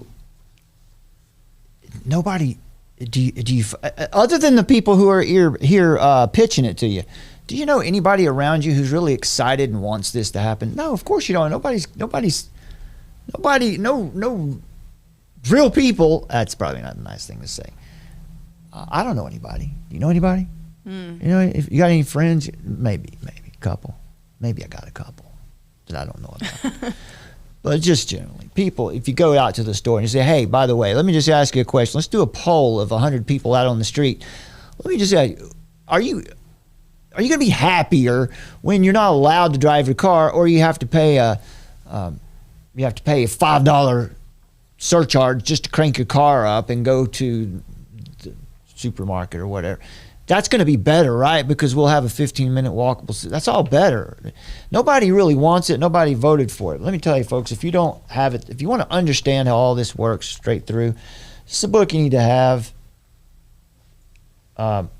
This YouTube channel, well, the other one that's shut down for the moment, was really started with this book as one of the core of the message we wanted to make sure that people got, aside from the message that Jesus is Lord. This is something that we wanted people to know about. Rosa Koire's Behind the Green Mask. There have been other books about it, but this was the first, and in my opinion, still the best, because it's readable, it's accessible.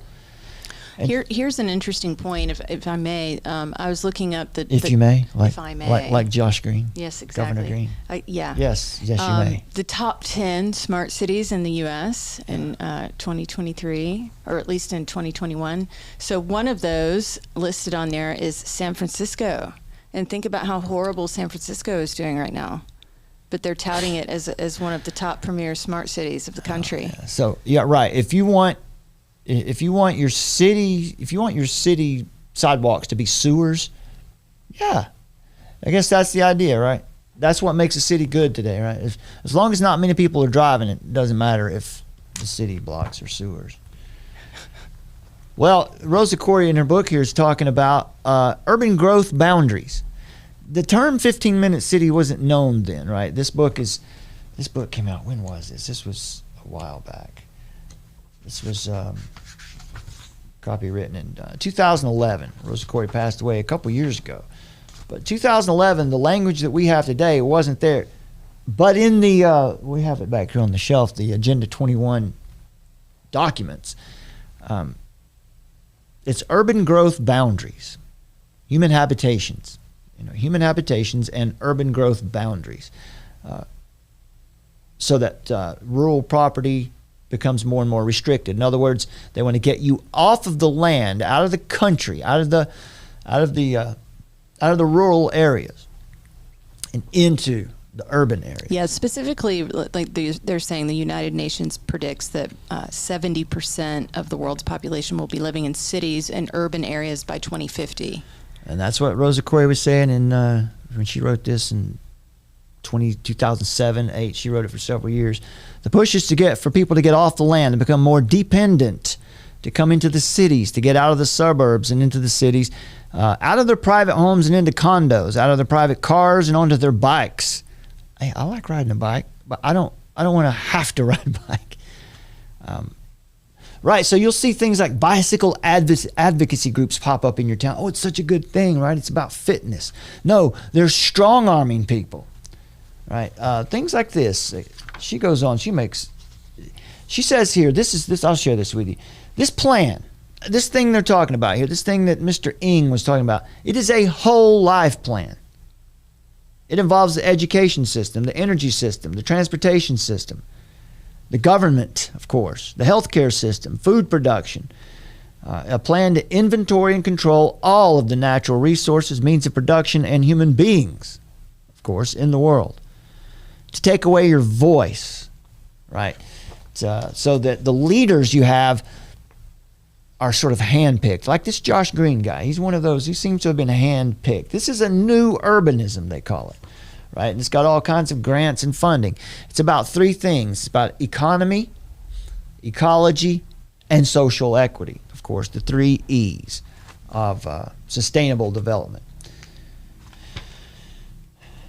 So, and you have to familiarize yourself with the term communitarianism, because that is the ideology that's at the core of all of this. That means to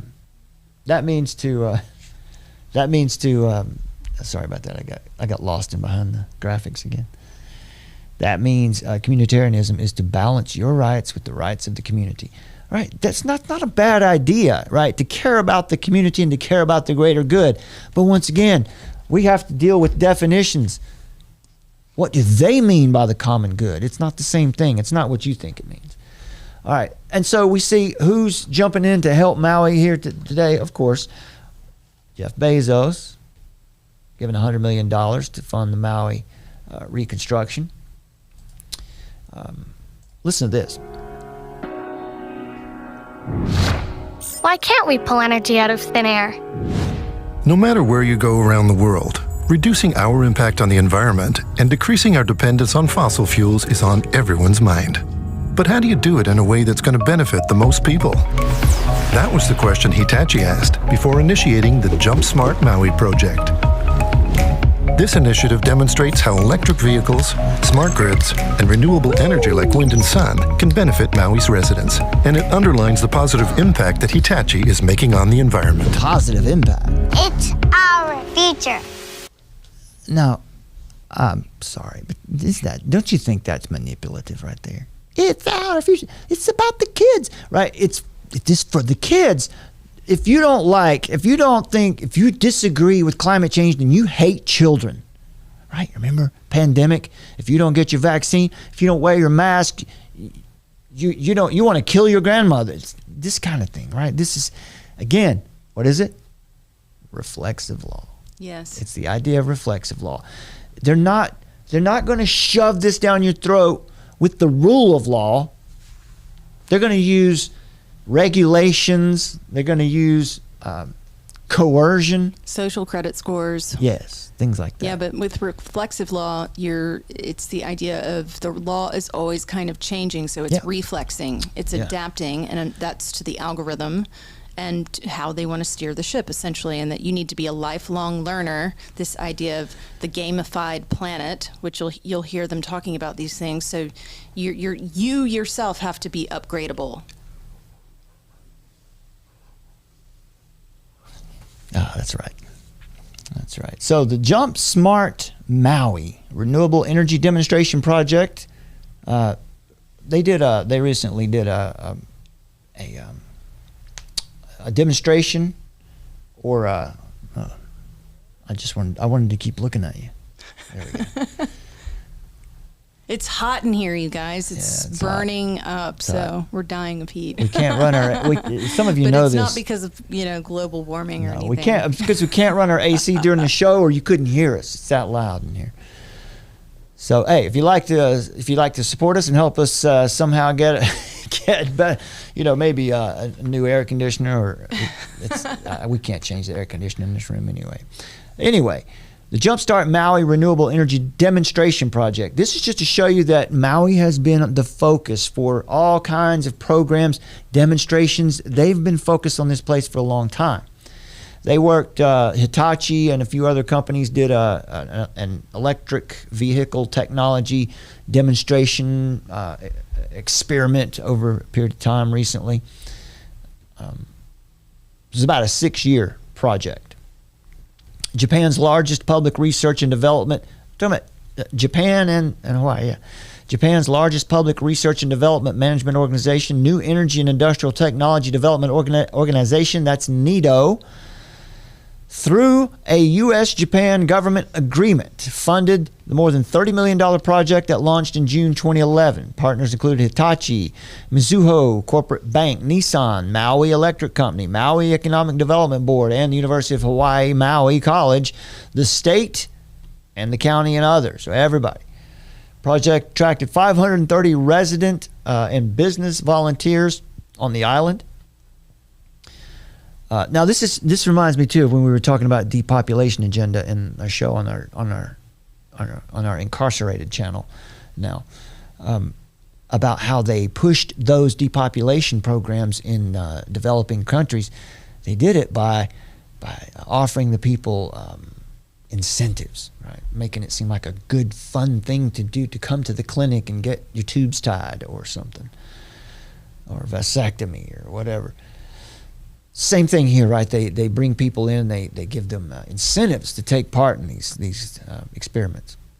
The goal was to demonstrate smart grid technologies to enable efficient use of renewable energy in an island setting, and to respond to changing demands on the grid caused by as available renewable energy, such things as rooftop solar power, and on and on and on.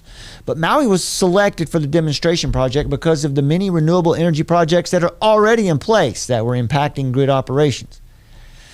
For one thing, the MEDB, this president and CEO, Gene Unimori Skog, in an email said, talked about solutions were needed to allow the integration of more renewable energy. In addition, electric vehicles were gaining acceptance on Maui, she said. Fumitoshi Imura, president of Hitachi Advanced Clean Energy Clean Energy. I do that a lot. Clean Energy. It is an injury, but Clean Energy Corporation concurred, saying that this project demonstrated how the electricity demands of the utility grid, the home, and the business can be satisfied with the integration of electric vehicles. The demonstration proves that we can dramatically change the interface between mobility and energy. He added that the impact of Jump Smart Maui is obvious on the roads where the electric vehicle is now commonly seen. Not today. And by the way, electric vehicles catch on fire a lot more than internal combustion engines. Isn't that right? Then we have lots of information on how the electric cars are catching on fire a lot more than. And plus, like, insurance companies won't. You have to park your car away from the building because if there's a fire that's likely to be starting. Yeah, something else, right? Let's jump in. Let's get a lot of those, right? So Jump Smart Maui helped the utility better understand how smart grid technology, renewable energy, and EVs can work together. She said, Scogan said, ultimately these efforts will contribute to solving Maui's energy challenges. Where'd those energy challenges come from? The investment in this project by Japan has truly been a gift to Maui and a major contribution to understanding how to achieve our 100% renewable energy goals, said Skog. She said that data collected from Jump Smart Maui will continue to be used to plan and implement sustainable business models of electric vehicles and grid operations. And they said this at the end. Also, we see Maui as a technology showcase of newly developed advanced energy solutions. So this place has been they've been working here for a while. What does that mean? Well, let's move next here. So so here's the Hitachi, where the Hitachi Corporation was involved here. The plan, they say, where in Hawaii, where 90% of all energy consumption has been relying on fossil fuels, there was an urgent need to convert renewable energy. To achieve this, Hawaii has set for itself the goal of supplying 100% of the state's energy needs through renewable resources by 2045. Now, remember, net zero, the idea of net zero is suicide. If they do that, first of all, they can't. They're never going to accomplish this because it would mean that it would just destroy everything. Now, I don't mean, clearly they don't mind destroying something, but it's not going to work out the way they want it. This is impossible. This can't be done. Again, fossil fuels are not your enemy. They're the solution. So 100% of the state's energy needs through renewable sources by 2045. It's never going to happen. To address the matter, they say, the Japan-U.S. Smart Grid Demonstration Project was launched. Hitachi has been participating in the Japan-U.S. Island Grid Project carried out by NITO, also known as Jumpstart Maui. Okay. Now, we get to our final section here. Not a moment too soon because it's about 400 degrees in this studio. All these lights. Today, it's a special day. Now, here's an article from, let's see, this is from trendingpolitics.com. Kyle Becker has written this article. That's not Kyle Becker. Basically, the article is saying this. This is a lot of what we've already said, but an anonymous source in Hawaii claiming to be a whistleblower gave her view of local conditions. Just reported from a whistleblower. Let's see here. Got it right here. Listen to this young lady. I have been trapped in Lahaina for the last 4 days. And I experienced firsthand what was going on there. What I went through is not important. I need to get this message out. This was not a natural disaster. This was a direct energy attack on the people and the place of Maui. If you know what lives there, what descendants live there, you know why. And you know why it happened on 8/8. And if this is not something that you believe, it's time to stop being a sheep. They came in and they took control. There were trees standing and the buildings gone. This system, this weather system, came in from the mountains, from the east. That does not happen. They were not telling people anything. They were not letting people in to help. And they were letting people go in to get burned alive. There were people burning alive in the streets. There were people dead in the water. There were hundreds, if not thousands, of people that died. What they're telling you in the news is not true, and I lived it firsthand. I sat with the people. This is not to bring fear, this is to educate, because there is darkness that is being hidden. And soon people are going to see. I know now why Gaia sent me there. And I'm going to use this platform. There was no warning. There was no nothing. All right, so Gaia sent her there. Anyway, that's one, that's a perspective. And here, some of that, here's another one. Obviously, I'm not saying that I'm on board with everything she just said there. Definitely, I don't think Gaia sent her anywhere because Gaia doesn't exist. I don't know what that's. Again, so isn't that weird? Because the actual climate movement is about that, is about deifying the earth. And this young lady here who's had this traumatic experience, the confusion is what I'm pointing out here. But something, you take the, you take the meat and you spit out the bones, right? You separate the wheat from the chaff. But something is going on there. Let's listen to this. On the Hawaiian fires. Now, I want you to look at this footage, and this sure doesn't look like a fire to me. It looks like something almost exploded or something went off. Now, what's interesting is certain things are still standing while other things are not. Now, the governor did say this is climate change doing this. Interesting. What they don't talk about is in January how they had in Maui a smart city conference to turn Maui into an entire smart island, changing everything to electric, renewables, solar panels, and pushing everybody into electric vehicles. 15-minute smart cities. So now what's also interesting is next month in September, Hawaii is hosting the Digital Government Summit utilizing AI to govern the island. It's It's almost like they're resetting something to start rebuilding for this in which they're trying to push. Yeah, build back better.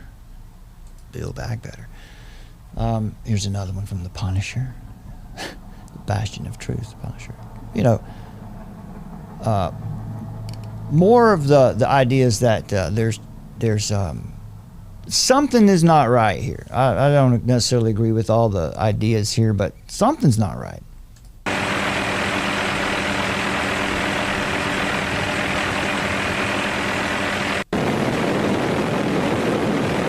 We're just getting an overhead of the area again.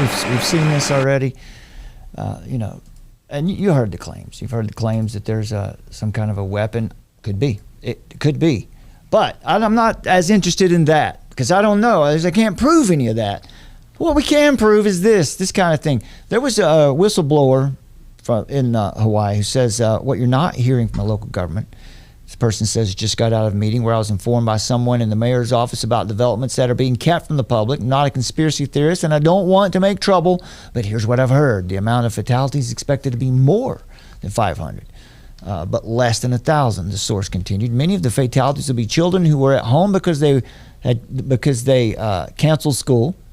Parents worked and were not there to evacuate the children. Kids had no idea they needed to leave. And by the time they noticed their homes or apartments were on fire, it was too late. The government is worried about how we will all react when we learn that the fire department left the fire earlier in the day, claiming it was 100% contained, knowing that the winds were expected to be 70 miles per hour by the afternoon. Continuing, she says, this is against all fire control protocols. The fire department should not have left the original fire unattended. They're scared that the public calls for accountability will be more than they can control, and the protests and riots will occur. They plan to lock down Lahaina for several months. It will take months to clean up the hazardous environmental contamination. They won't have enough housing for all the displaced. There were 2,000 unaccounted for this morning. They have a list where they're trying to keep track. They found 700 today, but there are still 1,300 missing. Continuing, they are very worried that the community is going to freak out when they find out how not a single fire truck responded to the fires. Source claimed the emergency sirens were not activated, the hurricane sirens, and loss of life could have been kept down by better emergency management, which utterly failed. The whistleblower says, I'm not trying to make waves or stir up problems, but I was so angry and sad when I found out how many children are dead that I knew I had to post this and let everyone know what I have learned. It's time for our officials to stand up, tell the truth, and face the music. They failed Lahaina. So, trust in the government is broken. And that's understandable. Just the same as the trust in the media is broken. I don't know whether any of this is true or not, but there is a good reason to not trust our government and our media right now. And that, when we have that situation, when trust is at an all-time low, lots of conspiracy theories will rise up out of that.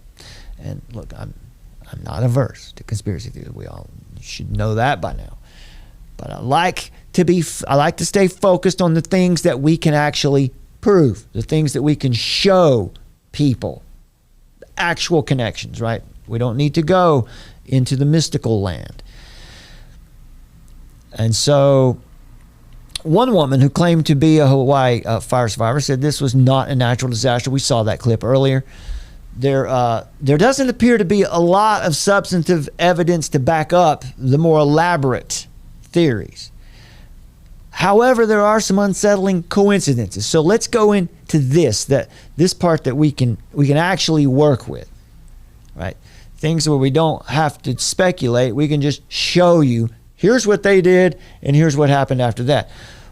4 months ago, Oracle CEO, this fella here on your, gosh, where is it? Where is he? There he is.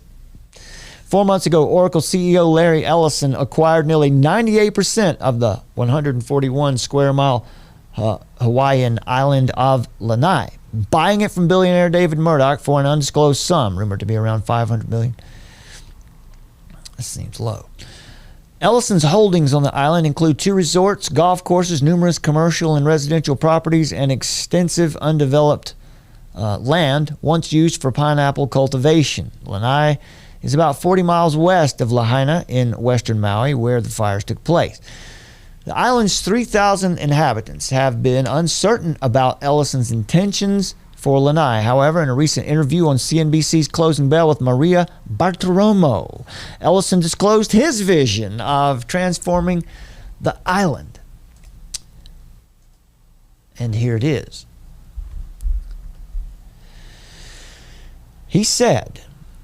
Ellison said that he wants to turn the island into, we're talking about Lanai here, he wants to turn it into an eco-friendly haven, emphasizing electric vehicles, organic culture, and solar energy. He said this, quote, make sure you see here, there's his name.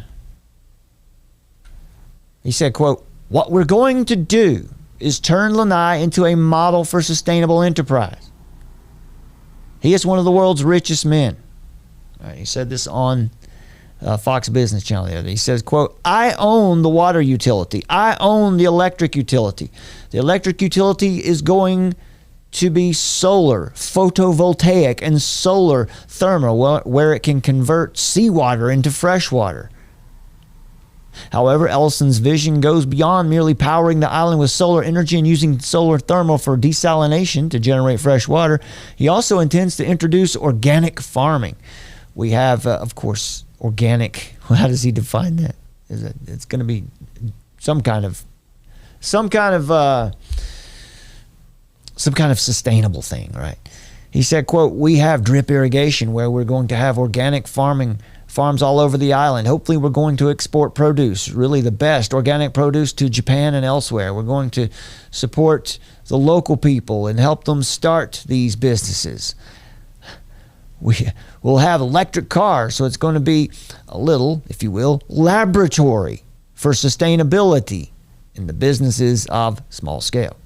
Thus, Ellison was pitching the concept of turning Lanai into an eco-lab featuring electric cars and solar energy and organic farming, but local residents complained Ellison didn't engage with them. He didn't ask them if they wanted to take part in it, failing to communicate his intentions. Right? He did not address any potential concerns, and he didn't gather any feedback from the people who actually live there. Ellison has also been accused of seeking to turn the 90,000-acre island into a playground for the super rich. Right here. Billionaire Ellison turning Hawaii's Lanai into a playground for the rich. Literally what it says, isn't it? Pulama Lanai, the management company he set up to oversee the island's transformation, was also lambasted by residents for creating a housing shortage. The Real Deal reported Ellison owns the island's main grocery store as well. So he owns the power and the water and the food. The power and the water and the food. He's got the place on lockdown. He owns the only gas station, the community newspaper, and the only non-Four Seasons hotel. His development plans tend to be secret. Many locals have heard that he plans to make the island sustainable, but they don't know how. Residents say that no other entity can balance Ellison's control, meaning his decisions carry the weight of the law, with minimal discussions of new projects and almost no due process, the report added. There are also serious questions about the government's response to the wildfire. We talked about this earlier. Management agency confirmed that no sirens linked to Maui's emergency alert system were activated on that day. Adam Weintraub, a department spokesperson, explained that the system, which comprises 80 sirens across Maui, is designated to motivate people to seek detailed emergency information, like via online, TV, or radio broadcasts. The siren is a message, but it's not a very specific message. And so each time we sound them, there's a balancing in the decision, right? So they hear the siren and they know to tune in to something. The best I can say is that given the spread and demands of the incident, I don't have any concerns in the way that Maui County handled it, the way I know now, but we can talk about that again later, okay? So describing the devastation, Hawaii Governor Josh Green attempted to deflect responsibility for the emergency response failure to NBC's Lester Holt. He said, "It's too early for me to tell." So this is Josh Green, of course. We kind of know where he stands. They say much of the emergency equipment was destroyed early in the fires. In May, Hawaiian officials reported suspect widespread arson on the island of Maui. Listen to this report. This is back in May. fires burning on. With breaking news, there are several large brush fires burning on Maui that have prompted road closures. This is May. According to Maui officials, the fires began shortly before 1:30 this afternoon. Kahekili Highway is closed between Kamaile Street and Wai'ehu Beach Road. Maui police told us homes on Kamaile Street in the Wailuku Country Estates were being evacuated, but about a half hour later, the Maui Emergency Management Agency issued a statement saying there were no evacuations at this time. Maui Veterans Highway in front of the Armory is closed, but the Kahului-bound lanes remain open. We spoke to a resident in the area who's been keeping an eye on the conditions. But at the moment, there's just a lot of, it's white smoke now. There were patches of black smoke for a while, but now it's pretty much just all white smoke. And the helicopters are fairly constant. One of the fires also burned 1.5 acres of the Kanaha Wildlife Sanctuary. The cause of these fires remains under investigation, and no word yet on how many acres have burned in the other fires. So that's weird. I don't know what to make of it, but that's weird. Remember, not one piece of evidence doesn't make the whole case. But after a while, we can see what's going on. So that brings us to, well, let's see. On Friday, Attorney General... With more hiking and camping happening now and all through the summer, we're learning how to stay safe with supply. There we go. Okay. Attorney General Ann Lopez announced that her department would undertake a comprehensive review of the critical decision making, and on and on. So the idea here is it's just kind of strange that these fires have been showing up. You've got these a lot of billionaires are involved in Hawaii, specifically with Maui, specifically with Lahaina, and definitely those three islands, Maui and Lanai and Molokai. So, make of that what you will, but certainly the place has been a target. It's been an area where a lot of planning and research has been done for smart cities and smart grid activities. So seems like now everything's going to be built back. Let's see what happens there. So we'll finish this up here with something that's a little crazy. Now, this is Cindy Jacobs. She is a prophetess. No, she's not. But she calls herself a prophetess and an apostle and whatever else title she wants to give herself. Last October, she was there in Maui, there in Lanai, doing some false prophecy. I want you to listen to what it is that she claims here. This gave me chills when I first heard it. Now, her voice will definitely make the hair on the back of your neck stand up, but the content of what she's saying is also pretty shocking when we see what's happened and we consider what God's judgment is on false prophets in the Old Testament. Prophesied over Pastor Jireh that he's going to get a new house already. So you mark it down. It's going to happen. In fact, why don't we pray for anyone that needs that? Raise your hand. Father, in the name... She's in Lahaina here as she's doing this last October. You're right. Prophesying and asking Jesus to give these people supernatural houses and whatever else. Listen to this. In the name of Jesus, I thank you, Lord, for supernatural houses. You're going to multiply exceedingly. Amen.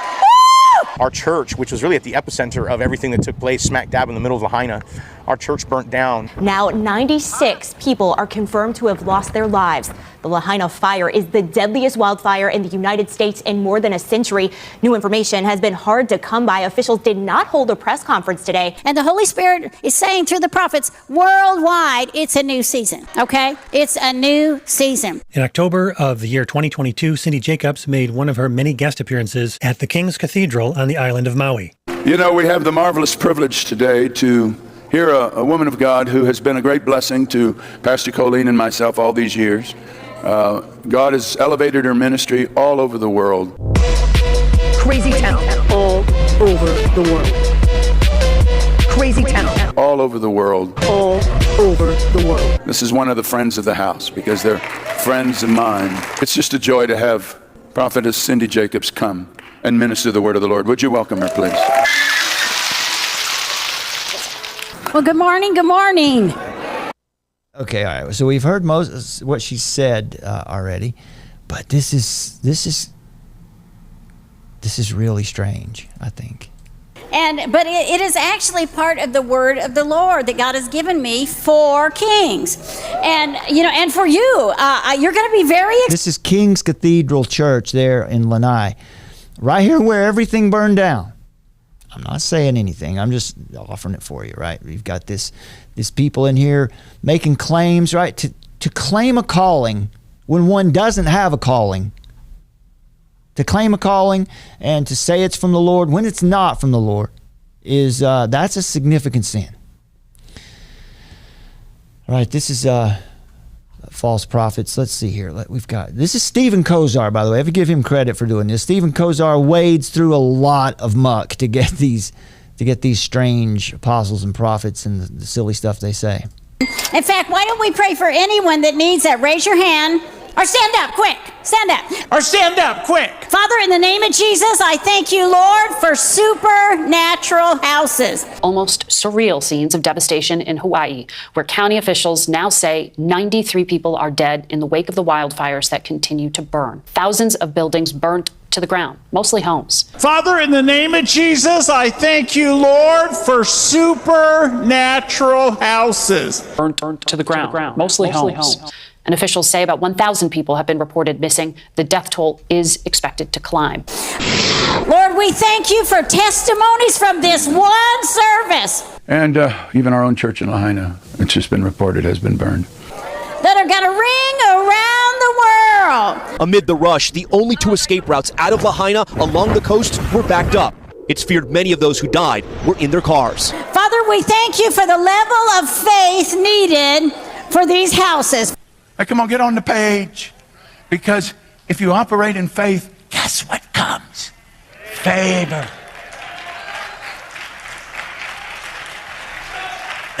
The favor of God's on this house because you operate in faith. Don't ever stop. Well, there you go. How about that? Is that strange? Maybe it's not so strange. Let's look at Ezekiel 13 for a minute as we think about this. This is good. I came out of my seat earlier today when I found this.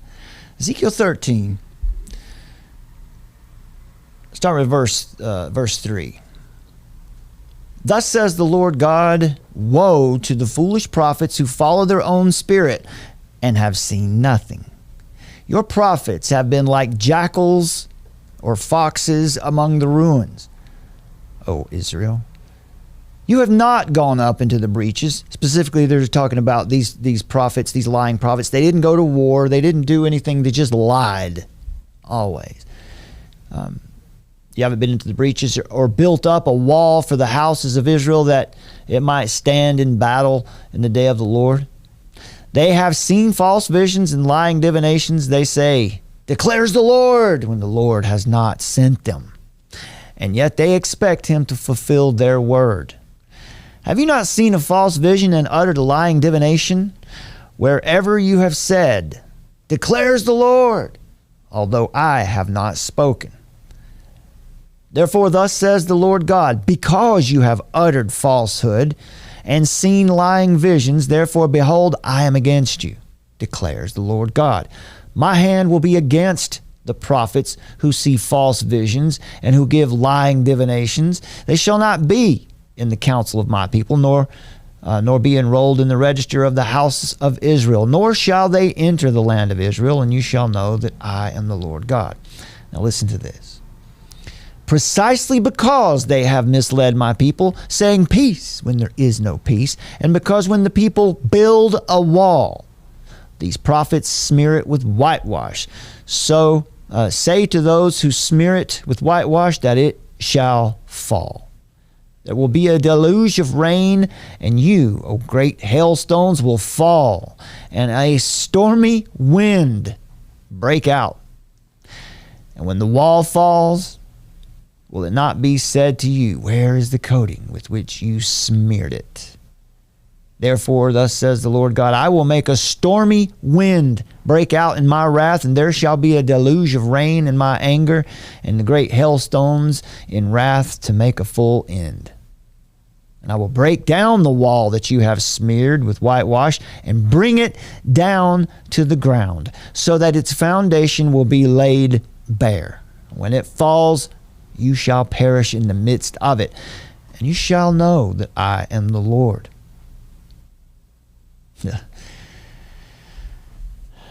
Wow. Thus will I spend my wrath upon the wall, and the wall upon those who you have smeared it with whitewash. And I will say to you that the wall is no more, nor those who smeared it. The prophets of Israel who prophesied concerning Jerusalem and saw the visions of peace for her when there was no peace, declares the Lord God. That's something else, right? In Ezekiel's time, there were many false prophets, both in Israel and when they went into the Babylonian exile as well. These false prophets of Israel mostly had an optimistic, positive message of deliverance, right? About favor. You hear what the pastor said a minute ago. You deserve favor. Always blabbing on with their pretended words from God. Their own desires, their own hopes, and their own wisdom, which is to say plainly, not inspired by God. One theologian explained it this way. He said they're like little foxes who burrow in the ground and ruin foundations of buildings and cause them to fall. They were crafty, mischievous, and destructive. Now it's interesting here. I'm not going to try to make too many, superimpose too many things on the scripture here, but I will say this. When you're, we see that there's consequences when false prophets are running wild. You might become more susceptible to being taken advantage of, maybe by the elites, for example. Cowardly, crafty, cruel, greedy. Heretics and false prophets are exactly like this.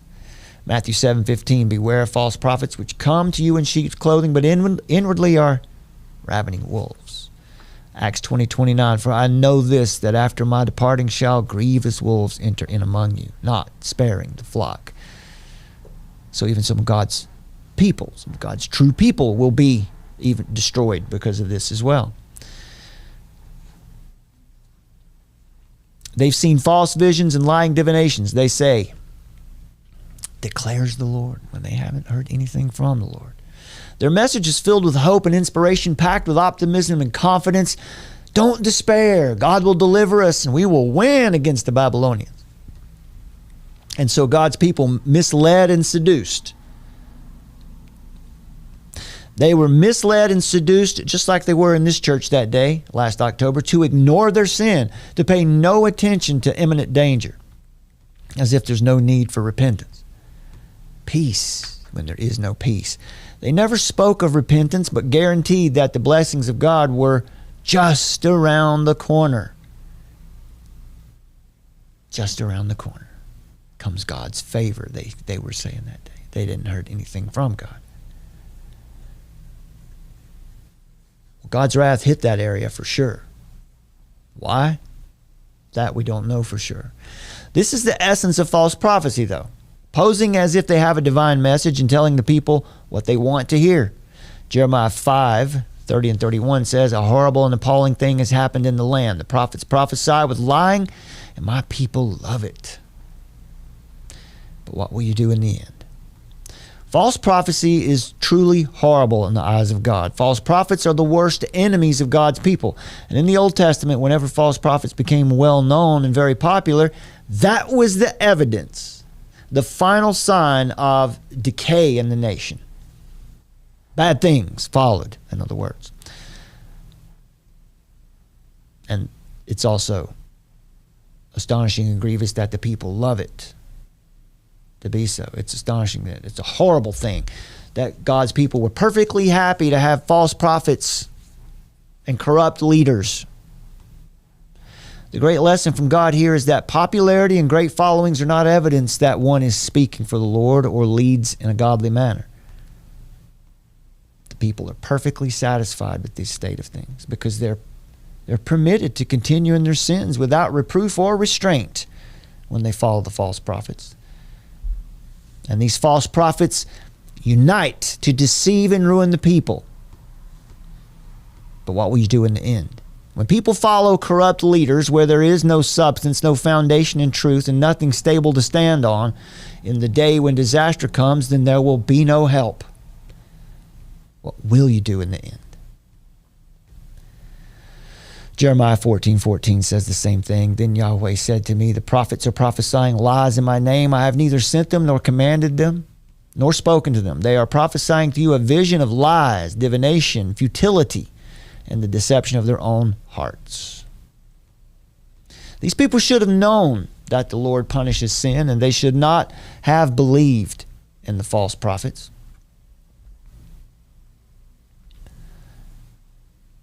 There we go. I didn't have that up there, did I? But the judgment of the nation is spoken of here because the people were willing to be deceived. Let me say it again. The judgment of the nation is spoken of here in these passages because the people are willing to be deceived. So that's where the danger is. False prophets were compared to liars and cheats, compared to corrupt leaders and officials who build an unsafe wall, cover up that wall with whitewash or untempered mortar, something meant to appear as if it's stable, like renewable energy. It looks right, but ultimately it's useless because it's an illusion and only hides the weakness and rot underneath. It's a wall that cannot be trusted to stand and to protect. God promised that a stormy wind would come against this weakly built wall and would destroy it. And when the storm came and the wall fell, everyone knew the message was false, but it was too late. The key was to do a proper inspection of the wall before the storm came. So Satan and Eve and the noble lie.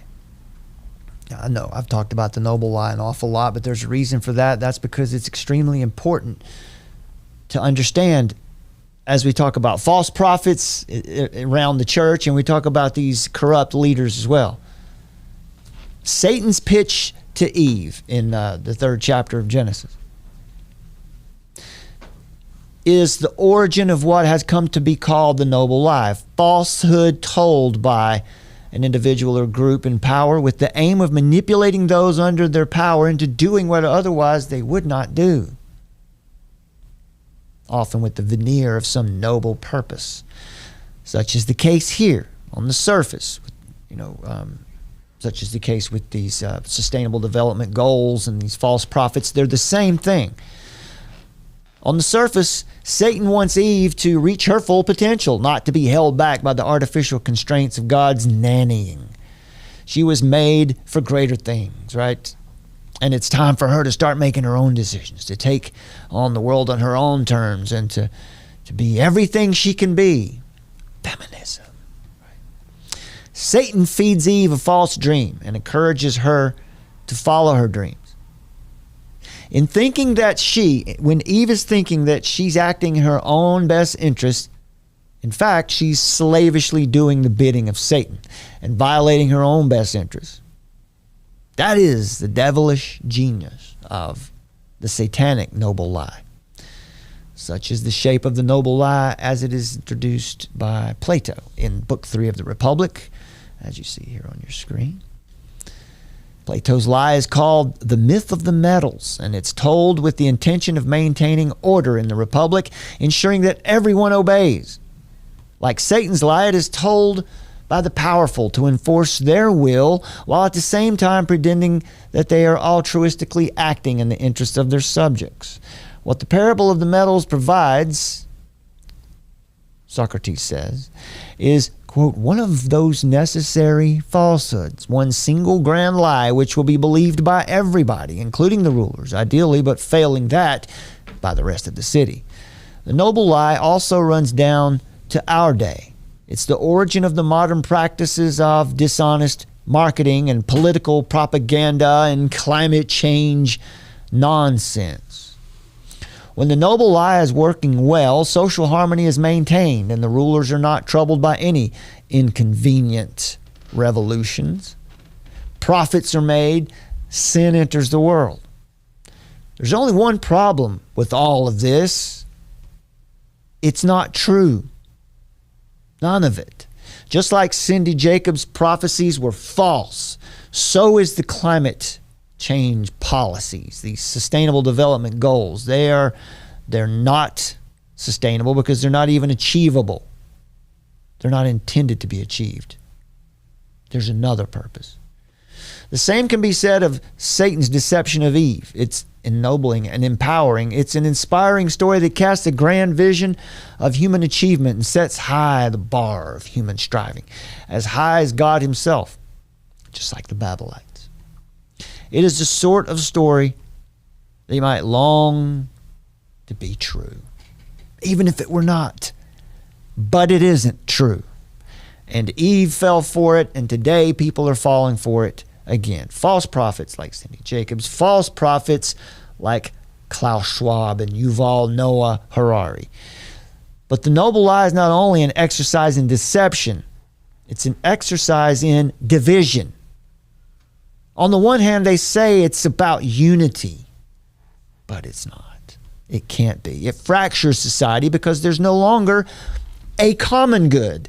They have an idea of common good, but it's not the common good. It's their common good. The elites who understand the lie for what it is have one good, and everyone else who is duped by the lie has another good. In Genesis 3, Adam and Eve believe Satan's lie and think that their good is in becoming like God and knowing good and evil, whereas Satan knows that the lie will destroy them, but please him. Before the lie, there is no division in the good. The good of all creation is to be good under God, in the words of the Westminster Shorter Catechism, to, quote, glorify God and enjoy him forever, unquote. But Satan's lie, the lie of the climate, the lie of the Sustainable Development Goals, makes the idea of the common good itself into a deception. And it makes the ruling class, in this case Satan, into a class of conjurers rather than priests. As G.K. Chesterton said, quote, for the definition is that a conjurer is apart from his audience, while a priest is a part of his. The lie divides society. Satan is in the know, and Eve is lied to. Remember, we've talked about this before. We've got the in the know authoritarians and the in the dark true believers. Satan is in the know, and Eve is lied to. Satan is the in the know authoritarian, and Eve is the in the dark true believer. She's believed the lie, and the fruit of division is alienation and resentment. What have you seen the climate movement do other than cause resentment everywhere it's implemented? God's dealings with Adam and Eve are a striking contrast to this noble lie. The truth God tells to Adam and Eve is not safe or necessarily empowering at every step, but God gives it to them unvarnished. Pure truth. He tells them uncomfortable things, hard things, things that may cause us to wonder, why is he acting as he is? Why he put the tree in the garden to begin with? But he never lies to Adam and Eve, not even for their own good. Later in the Bible, God's prophets never get God's people to believe in something that is untrue in order to ensure some particular outcome, even if it's believed to be a good outcome. God never sugarcoats the pill of sin or repentance either, just to manipulate people into following him, which is one reason why Christianity is so unattractive in this world. Hell is hard, but it is not hidden. Suffering is severe, but it is not shrouded. If someone comes to God following the biblical pattern, they may not like what they see, but they certainly are not lied to. They don't have the wool pulled over their eyes. They see the truth always. The noble lie sanctions the idea of a truth for the 1% in power. Satan or Plato's philosopher kings, and then a convenient untruth for the 99%. Adam, Eve, and the subsequent human race are the citizens of Plato's Republic, or the people of Maui. One reality for the rulers and another for the ruled. But God's economy has one truth for everyone. For little children and adults, for black and white, rich and poor, Western, African, Asian, members of learned academies and residents of mental hospitals, and as Australian children's entertainer Colin Buchanan argues, God's truth is one size fits all. In the respective dealings of God and Satan with Adam and Eve, we see one of the defining distinctions between what Augustine calls the city of God and the earthly city. Truth and trust in the first, deception and division in the second. Satan chooses what works, which by the end of the Bible will lead him to his doom. But God chooses what is true, which is also, in the end, what works. As Charles Spurgeon said, at this point, we've had enough of clever men without a conscience. Let us now see what honest and God-fearing men will do. And we thank you for joining us today, my friends. And we'll see you again back here very soon. We'll see you on we'll see you on True Normal TV next time, perhaps very soon. Summer, anything you'd like to say on the way out? No, thank you for that report. And I think we were fair about this topic. It's a tricky topic. It's another one of those mammoth topics that... Yeah. The only reason that I covered all of that, the only reason I did all of the Maui stuff was just to get to that last 20 minutes. Yeah. That last 20 minutes, because that's what we got to know, folks. What's really important, the truth that we need to affirm is the truth that never changes. You can count on it. We've had enough of clever men without a conscience. Let's see now, what will honest and God-fearing men do, right? We can't sit on the couch and just hope it all works out, or pretend as though somehow Christians are meant to watch it all happen until Jesus comes to grab us. That's not our charge. We have a commission. Let's fulfill it. We've had enough of clever men without a conscience. Let us see now what honest and God-fearing men will do. Let's stand up and do our duty. Got anything? Nope. All right. That's all. Thanks for joining Thank you, me Brad. today. Thanks for being here and battling the heat with me. Yes, it's been a hot one. It has. All right, my friends, let me share this with you on the way out. Please take a moment, if you would, here on our True Normal TV YouTube channel to like this video, share it, and leave a comment. And if you haven't yet, make sure you please subscribe to this channel. We need to get this channel up over 1,000 subscribers so that we can have full functions here, at least as long as they allow us to be here. It's free and it really does help the channel. And by the way, folks, please download the Armor of Truth mobile app today. It's 100% free. It won't cost you anything, and you're going to get some stuff for it too.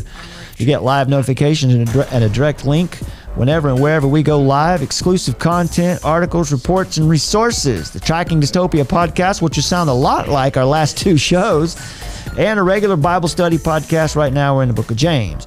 If you can support Armor of Truth financially, every donation or gift makes a difference. Use the Armor of Truth mobile app, Give tab, or visit our website and armoroftruth.net/donate, or follow the links under the description to this video or any video. Set up a recurring monthly donation if you can. That helps us plan for the future of AOT, and that's very important.